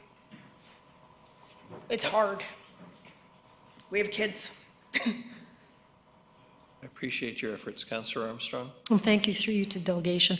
I think one thing that you have to keep doing is every time people are victims of crime or see crime, it has to be reported, number one. Yeah, it has to be. Number two, I think a lot of the frustration people are feeling is not even necessarily directed towards the police, but the judicial system. So you have to make sure that, in my opinion, that the AG and the Attorney General and the Solicitor General are aware of the concerns that, you know, we keep seeing these repeat offenders out. Because I agree with what staff has said, and I believe the majority of the issues coming out of both places are probably maybe 10 or 15% of the people there, not all of them. Most of them want to stay there, they want to behave, they want the help, and they want the supports. It's that small group which is making it bad for everybody. The other thing I think too is perhaps maybe, I don't know if you're doing this, but maybe shared with the service provider so that they see what is going on, so that that is shared with them, because I don't know. Well, isn't that the police? Shouldn't I the don't police be think following up? legally, I don't think the police can share that information under Oh, really? you'd have to check with the superintendent, but I believe under the Privacy Act, that information can't be shared, whereas you would be able to share that. So, but that was something maybe we could ask for clarification from the police, but I'm pretty sure you can't share that information unless they are legally charged. Oh, I see. And thank you for your patrols. I think that's a good way too. The Block Watch, I think, is an excellent program, the sharing of information. But my concern is I really don't want to see vigilantism. No. Like, and that's a big concern for me, you know, reading some of the stuff, that there is a large group of people now that are reaching that point. Yeah. And I don't think that's going to solve the problem. I think the way you're doing it, yeah, it's going to take time, but, you know, as it's been stated here numerous times, this was a very rushed project. So, you know, Well, yeah, hopefully it's it'll like sort itself out. The guy that was working at Max, I asked him, I said, why didn't you even call the police? They have an alarm button. And he said, there's no point. They don't do anything. But I think, and this is So where we my called the cops this is where my concern comes in. When people start saying that, Yeah, then I you know. got a problem, I right? know. Because then you can't track it as issues. Yeah. And yes, I know that they're frustrated with the police. I know the police are frustrated too, because they're going for the same people constantly. Yeah. They arrest them, they go to the jail, then they're out the next day. Like, it's Oh, I a know. revolving cycle. So that's where I think a lot of this needs to get put back to where I believe it belongs with, is the courts. Yeah. I So- know, I have a view out of my kitchen window on Wesley Street that looks straight into 400 block Wesley Street, so I see it all day. Thank you. Thank you. Thank you. Heather Ambo?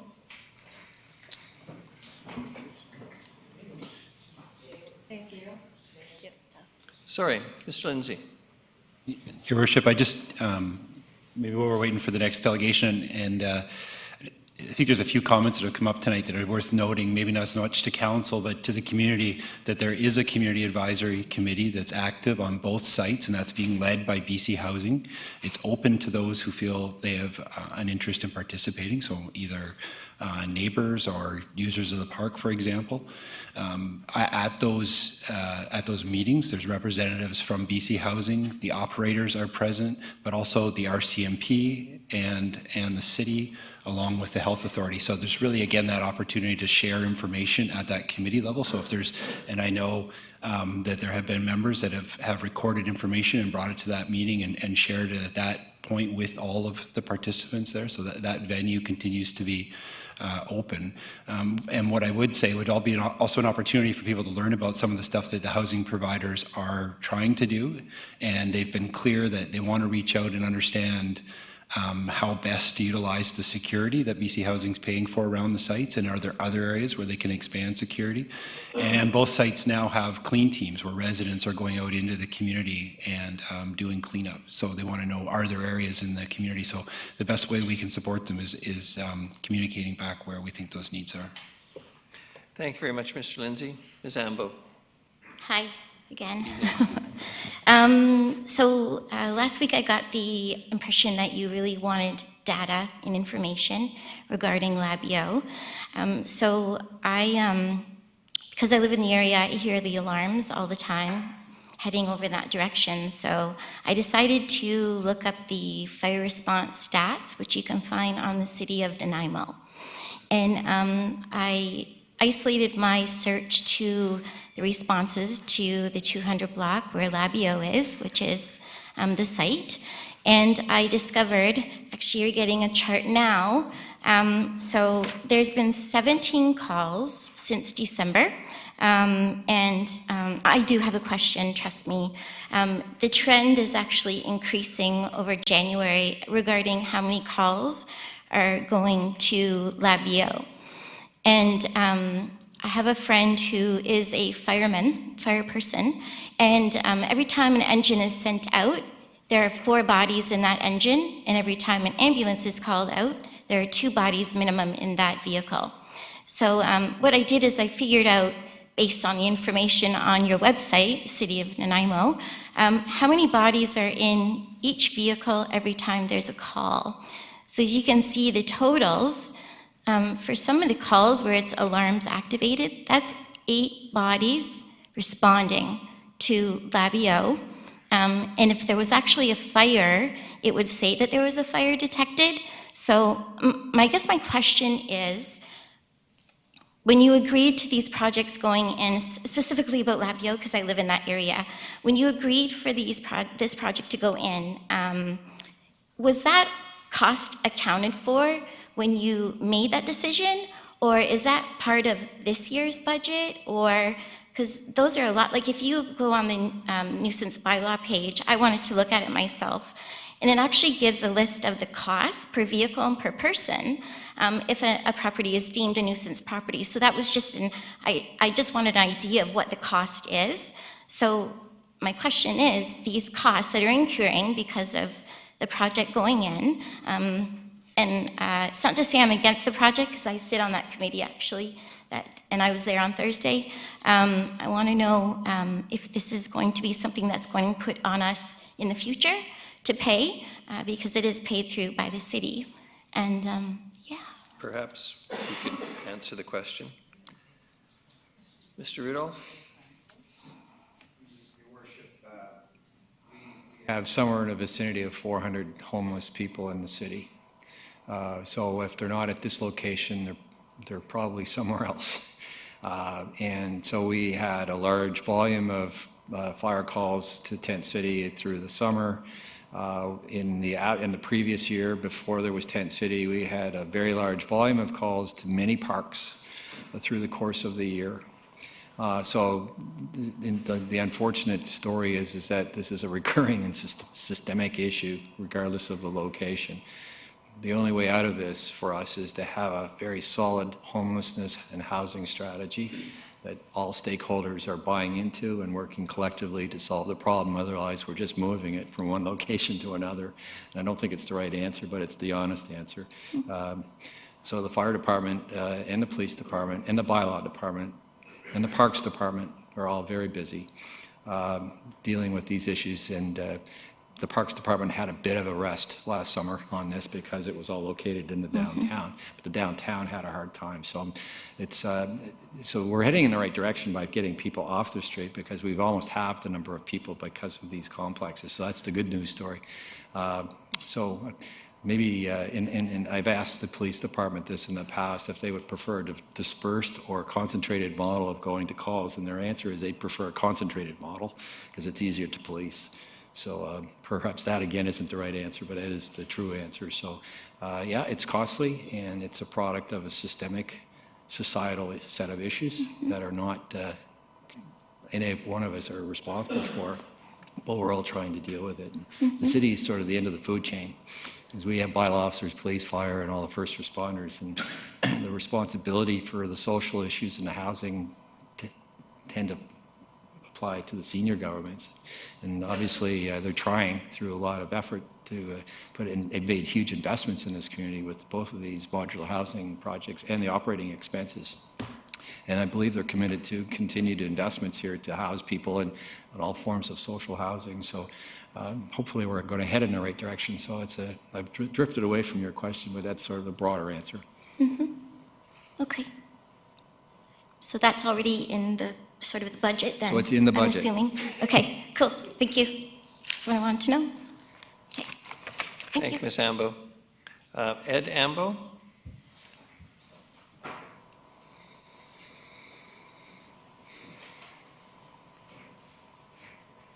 Hi there.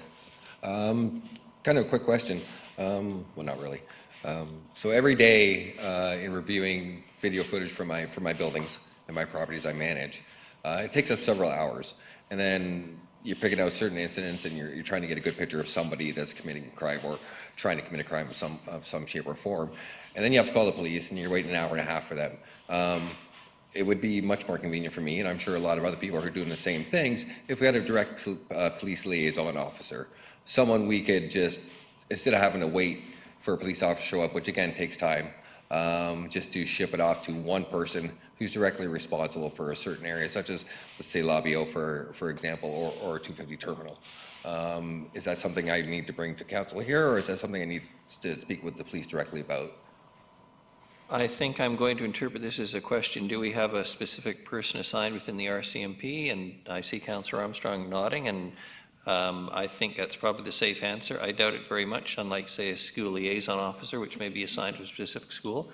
But I think it's a very interesting suggestion. I think the staff It's a will great certainly look at it. suggestion, Your Worship. I'll take it up with the superintendent tomorrow. Okay, thank you. Thanks very much.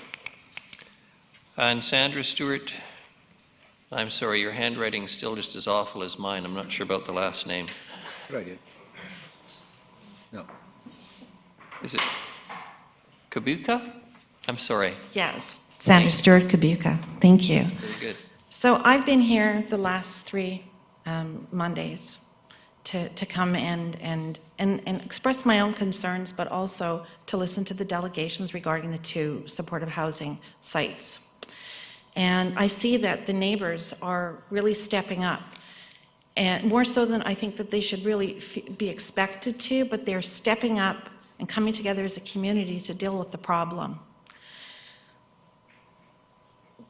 You were voted in by the people of Nanaimo because you instilled some confidence in them that you are people of action.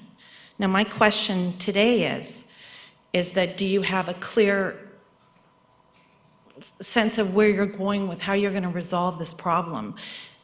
Yes, we know the housing situation is a crisis, but now we're facing a compounded crisis as a result from it.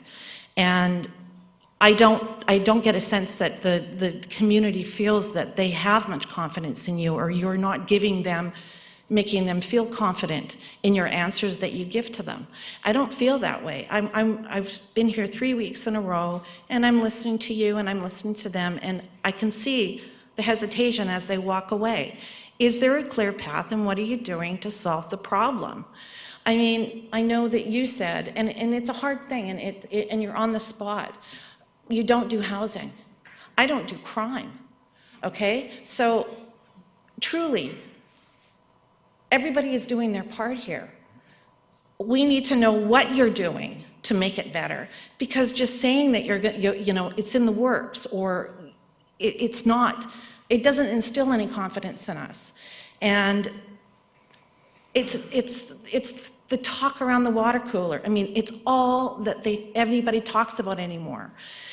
And the crime is just crazy. It's like $1 million, to supply an addiction from 102 people, which is 60% of which Island Crisis said that 60% of the people are addicted. They're trying to support their habit, and they're out there stealing, not at $3,000 a month. So the question, what is the plan?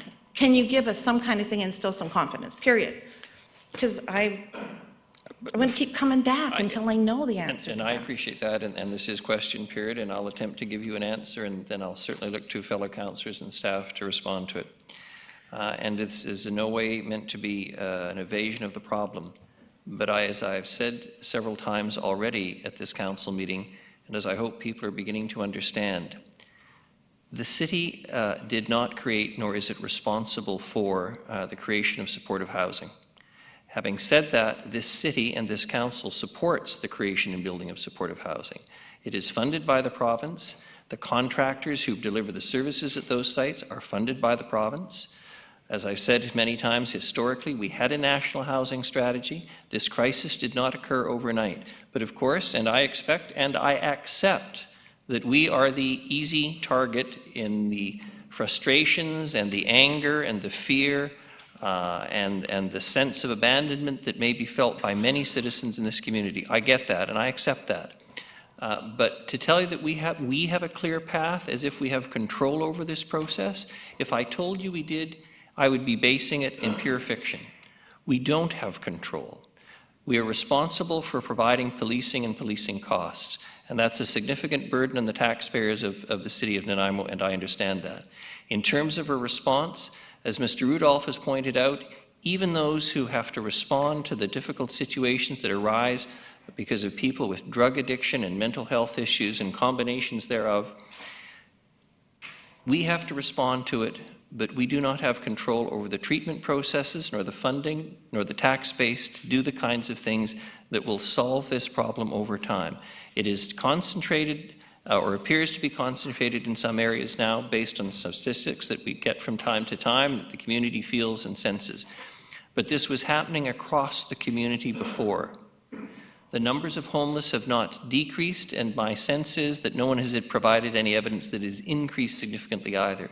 But the concentration around Tent City downtown focused it. The concentrations, to some extent, around the Labio site and the Terminal Avenue site have concentrated, and it gives a focus. But again, to come back to your very specific question, a clear path, we neither pave nor pay for the path. We provide what we can within our jurisdiction. We are a statutory creation of the provincial government. As I have said to many people, and I'm not foisting it off, you need to direct many of these concerns, as Councillor Armstrong has pointed out tonight, to the Solicitor General responsible for policing in the province generally, to the Attorney General responsible for the prosecution of people engaged in criminal behaviour. You need to direct it as well to the Minister of Housing, who's responsible for providing housing. And having said that, and in fairness, the provincial government in the last few months has stepped up with significant amounts of money to provide housing, both on the supportive side, on the seniors side, the proposed units at Buttertubs, 159 units of seniors housing. These will all help solve the problem. I wish I could give you a clear path for it, but I think the path that's being engaged upon by many right now is simply this. As Mr. Rudolph has so elegantly explained earlier this evening, these supportive housing units were put up in a rush for a whole series of reasons. We can't go back and fix that. It has created a number of serious problems and serious concerns in the neighborhood, and so it should, and it did. That's not going to get solved overnight, but we know, and I think many will acknowledge, that improvements are being made, both as to how they're managed in dealing with the folks, as Councillor Armstrong pointed out, who are a minority or creating most of the criminal problems arising out of these units. That's the path forward, is to keep pushing and working hard and ensuring that everyone is coordinated and resolves these issues as best we can. And Council's job over the longer haul is to identify other properties around the community so that appropriate zonings can take place, because we are not going to solve the homeless problem by simply disbanding the existing supportive housing units and saying go back into the community somewhere. They will fill up more parks and other parks, and there will be other complaints from other neighborhoods. This problem is going to take a concentrated effort. I wish I could give you a better answer. I do not wish to spend my time trying to deal with issues over which we have a limited amount of control. We have enough to do as a council dealing with those issues over which we have jurisdiction and control, and for which we tax the citizens and the properties of this community to ensure solutions.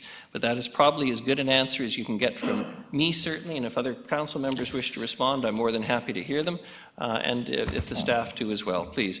Councillor Armstrong. Thank you, through you. I think the other thing that this council is committed to doing is we have an affordable housing strategy which has not been addressed.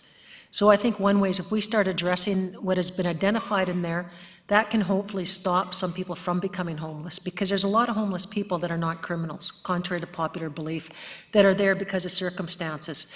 And hopefully if we can identify some programs where we can get subsidized housing, they won't end up on the street. So I think I can speak for all the council when I can say that we do have a commitment to start looking at our action plans, because we haven't been doing that. So I think that's one way to start addressing it, so hopefully that the numbers don't grow. But as to what's going on right now, I agree with what the mayor says. A lot of that's out of our control, but what is in our control is to start addressing our affordable housing strategy plan. And that's something I think we are committed to doing. Thank you. Because it is my understanding that 2 more sites are coming online, right? It's the first I've heard of that. I thought that BC Housing has it on their site that we've got a couple more sites earmarked for Nanaimo. So I hate to think that this is going to repeat itself and somebody doesn't learn from the problem that's going on right now. Perhaps I can ask staff for clarification. Is there two more sites? Somebody, does anybody know? Through your worship, I'm not aware of BC Housing identifying further sites. What they have said is that any projects moving forward, they are going to follow the municipal process for approvals, and where required, go through the rezoning of lands. But I'm not aware of specific sites that they've identified. So you guys have absolutely, I know you don't have any control over BC Housing, but I look at the mayor of Maple Ridge who took a firm stand and said, we don't want this type of housing. They took a firm stand against it for the community and said that this is going to be detrimental to their community. I don't see any reason why you can't do that yourselves and say, you know, this isn't working. Let's try a different plan. I don't see any compromise here.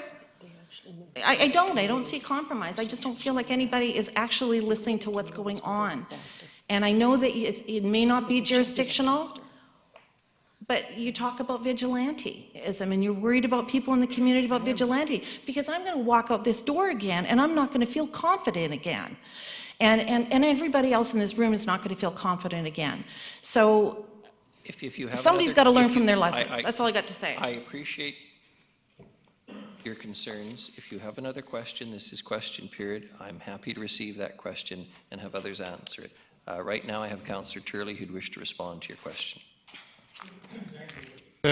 Through you to staff, one of the challenges we have is that the 9 of us can talk to the different agencies that are in charge of these things infinitum. They will just probably indicate, well, we're working on it. But I think historically we found that public pressure generally garners more reaction. And I guess the question I have is, have you sent on your concerns to Pacifica, to Island Care? Everywhere. Sorry? A litany of Okay. letters, And would everywhere. Would it be helpful if, for perhaps the contact information, if it's not already there, was on the city website to aid others to actually contact? I have all the contacts because I've been writing the letters and emailing and writing letters and Yeah. emailing. But And no, this has just been going on for 2 One months. person is fine, but No, I think it I requires have. more I than encourage one, other so. people to do so as well, believe me. Uh, So that's to- the reason why the frustration level is so high with the residents of Nanaimo, is because nobody's answering us. And what seems to be like such an easy solution in my mind, it's like everybody is oblivious to it. And I hate to say that that's the way I feel about it. I'm still walking out of here feeling not confident about anybody really. I just feel like, why do I hear that the mayor of Maple Ridge can stand up to BC Housing and say, no, we're not going to go with this policy? Why can they do that and you guys can't do that for us? That's what I got to say. Okay, I'm sorry. And I thank you. I hope you have a good night. Thank you. Laura Bonner?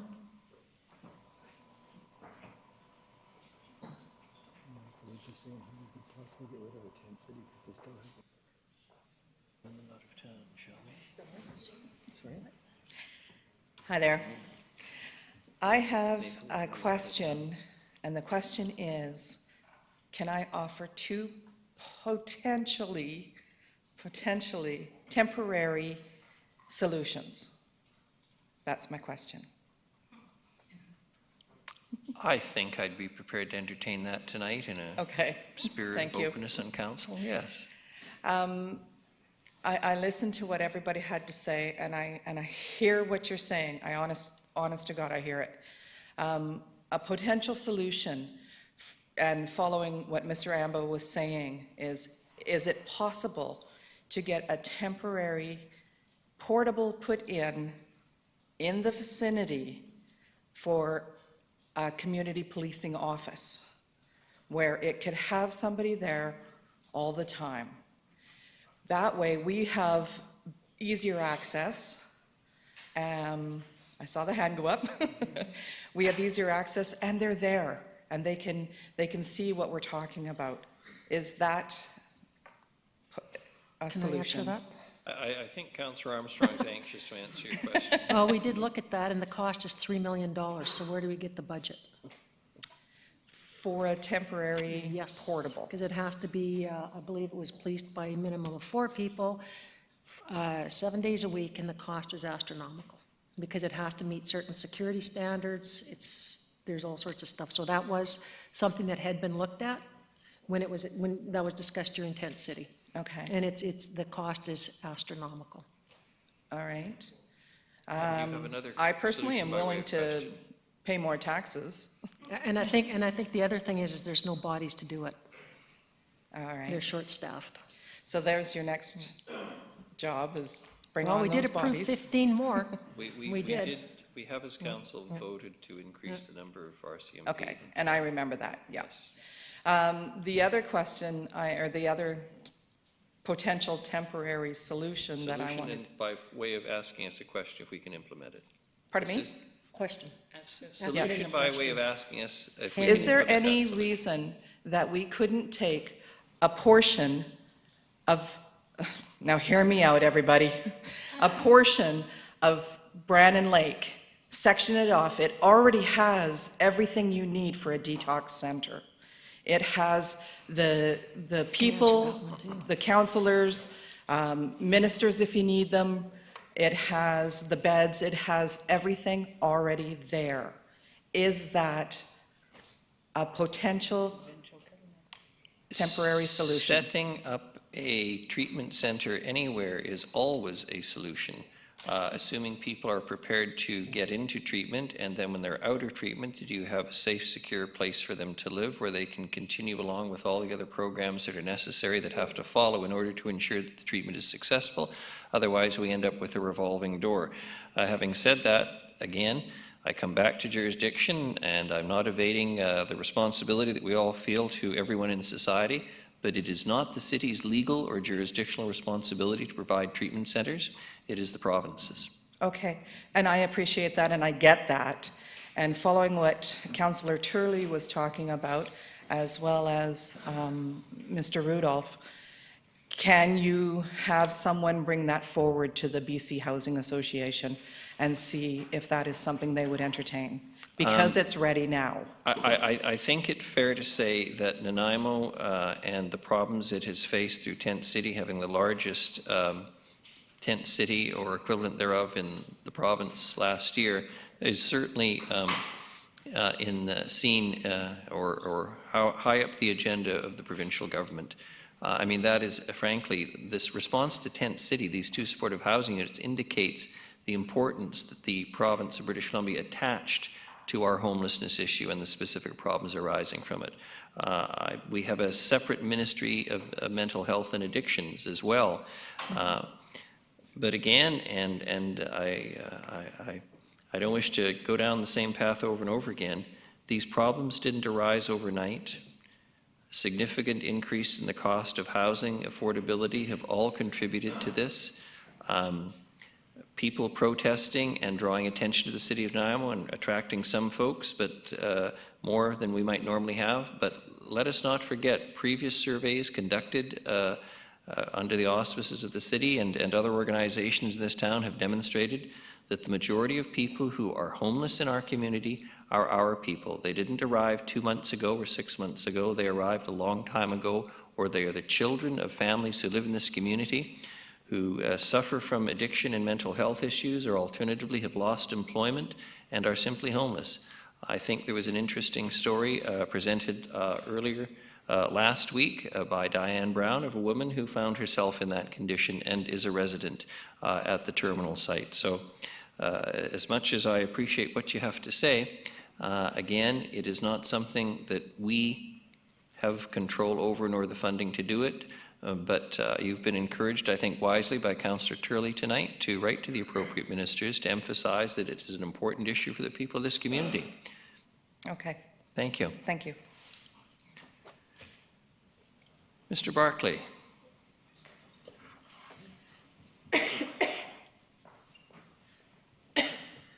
Mayor, Council, let me change the channel. I refer to the proposed code of conduct, and I like it. I like the words, I like the ideas in that. I think it is aspirational. However, I fear that it has the potential to be mere words. Now, unfortunately, I missed perhaps a more fulsome discussion at your January 7th meeting, so I can't speak to that. I missed that. The code says that you are required to conduct yourselves. It says you must conduct yourselves in accordance with the code. Speaks of legal obligations, and this is all consistent with laws, bylaws, and policies. So my two questions are, first, who decides if this code of conduct has been violated? Who decides and how? Councillor Armstrong wants to. Council does, So- just like before. Okay. In an informal manner, or does it happen in an open? Normally, it's in camera. In camera, so this would be an in-camera meeting. But that, I don't know if that's open. I saw one in the paper where somebody, I can't remember which, it is Coquitlam, that's not going in camera, so I don't know. That would be something we'd have to talk to legally. Would members of the community have any way of knowing that that this has occurred if it happens in a closed meeting? I think Councillor Bonner. It would be my understanding, as in similar things, that a decision would be made, and then there would be a rise and report on that decision, not necessarily the conversation prior to it, but that decision. So I would definitely be in support of, if that did take place, that there would be a rise and report on the decision. Because I know, as a former member of the BC, I forget the association, the Teachers Association, they publish when members of the Teachers Association have violated, as do lawyers and accountants and other professionals. So They are self-governing bodies, however, created by statute with very specific powers to discipline, grant licenses. In a sense, the citizens of Nanaimo have given us license to be their counselors by voting us in. So with respect, as you might describe it as somewhat analogous, but hardly an accurate or fair comparison. It's up to us to discipline ourselves, and I can assure you that without revealing secrets out of school, this is the same proposition and problem that every council faces. Do we try and implement some process that may not be statutorily sanctioned, given that we are a creation only of statute, that allows for some process or some outside person or some outside body to do it? For those of you who, and I said this before in council, for those of you who remember the 1991 vote on recall and referenda, that was passed over to a legislative committee. I sat on that committee. We did a tour of the province and listened to British Columbians speak in great numbers about what exactly recall meant and how it was going to work. One of the things we considered was whether or not we would have the process we ended up with, which is quite simply that you get a certain percentage of the voters who voted, and if they want the member recalled, the member's recalled, because we seriously looked at the concept of listing things and behaviors, whatever, however you wish to describe it, that would enable a member to be recalled. And then, of course, that would mean a hearing process to determine whether that had happened. And all of a sudden, you're involved in a very long and complex process to arrive at something that is probably becomes so process-driven that it loses the effect.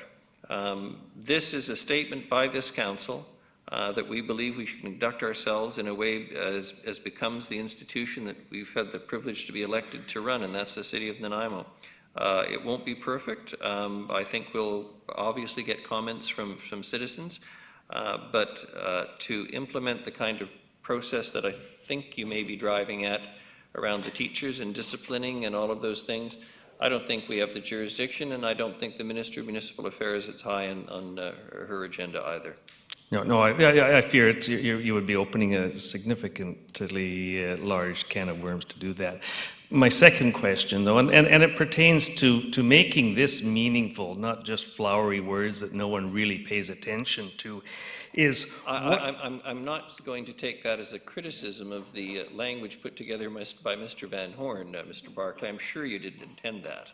No, that's not what I want. I don't want it to be like that, and I don't see it as that. I like it now. Okay, all right. So my second question that follows, and I can anticipate your answers, what are or would be the penalties or consequences for violating the code?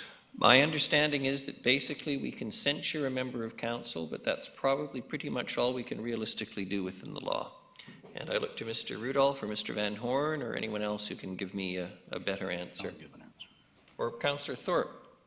We'll let Councillor Thorpe go first. Thank you, Your Save Worship. staff for a few minutes. I'll start us off at least, and I think, I'm glad you like the wording, Mr. Barclay.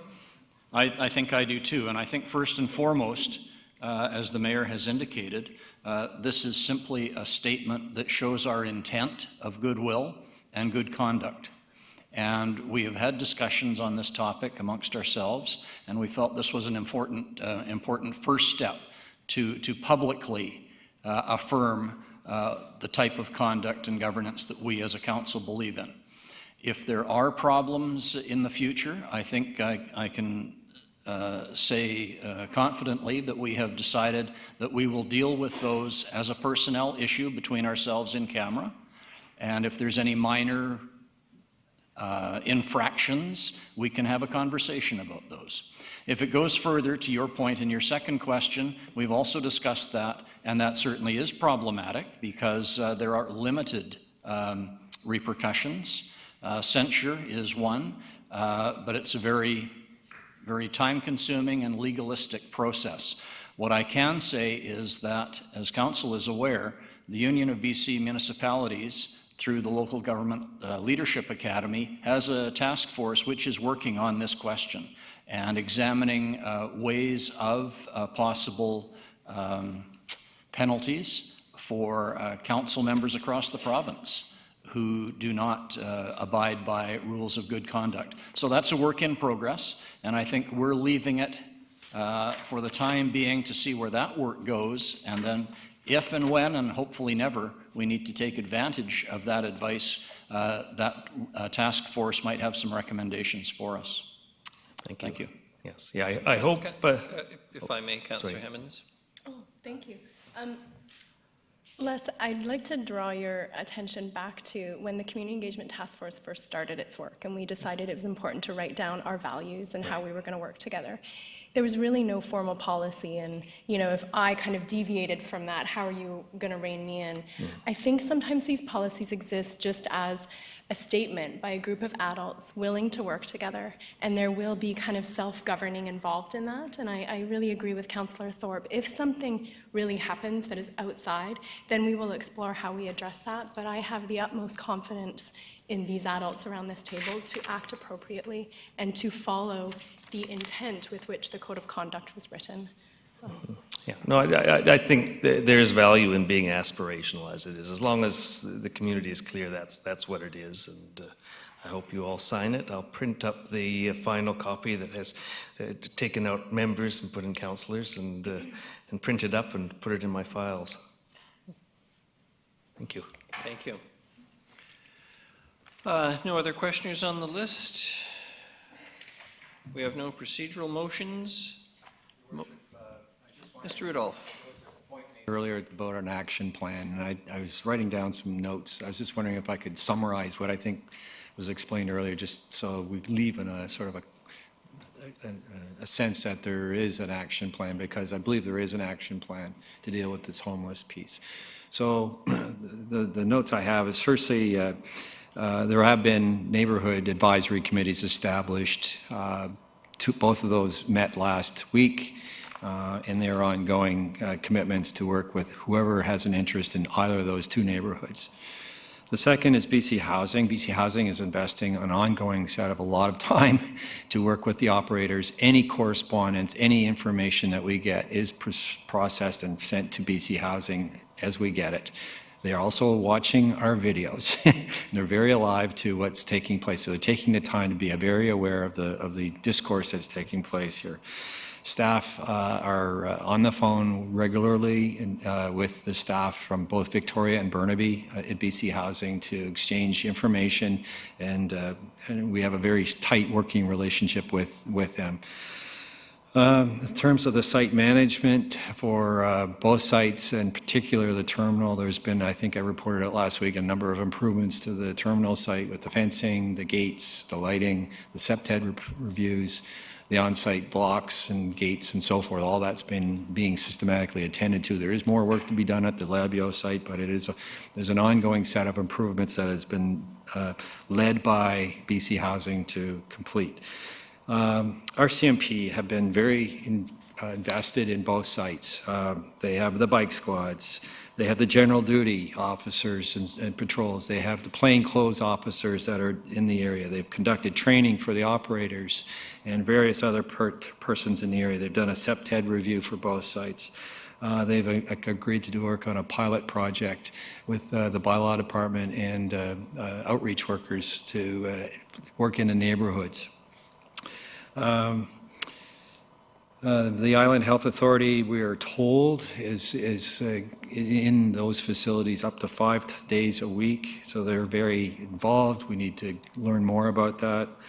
The sixth point I have is our parks. So it's not only the immediate park adjacent to one of these facilities. We've asked our Director of Parks to be very proactive in looking at all of our parks and being as prepared as possible. We are bringing forward a new parks or an updated parks bylaw for council consideration as part of the deliberations that you're going to have, which will put clarity around the activities, and so it's almost like a zoning bylaw for the parks, and this is what the other municipalities are doing because of recent court cases and the fact that people are allowed to camp overnight, but we need a little more clarity on that. So in terms of the Bevan Park, I know Mr. Harding has been working in that area already in terms of looking at the security and the mechanisms. There is a staff committee that's being reconvened to deal with it. This is the same committee that we had last summer with the tent city.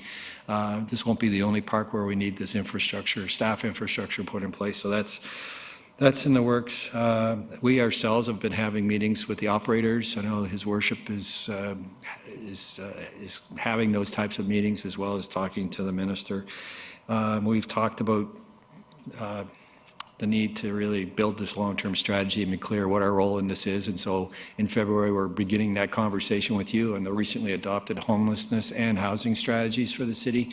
And also bring Island Health into that conversation. So we are actually committed a major amount of your time on workshops to work our way through those so that we are clear on our long-term strategy, and knowing that this will probably be an ongoing set of issues for us. And I predict that we'll have many conversations this summer about some of the issues in some of our parks. And so I just, that's sort of a suite of things that are underway, and that was just off the top of my head. I could probably do a better job of it if we were in the committee format and we had time to think about it. But there is an action plan, and there's a lot of folks working on it, so I just wanted to convey those thoughts. Thank you very much, Mr. Rudolph. Do appreciate it. No other items on the agenda? Second, Councillor Armstrong, seconded Councillor Martman. All those in favor? Motion carried. Thank you very much, everyone.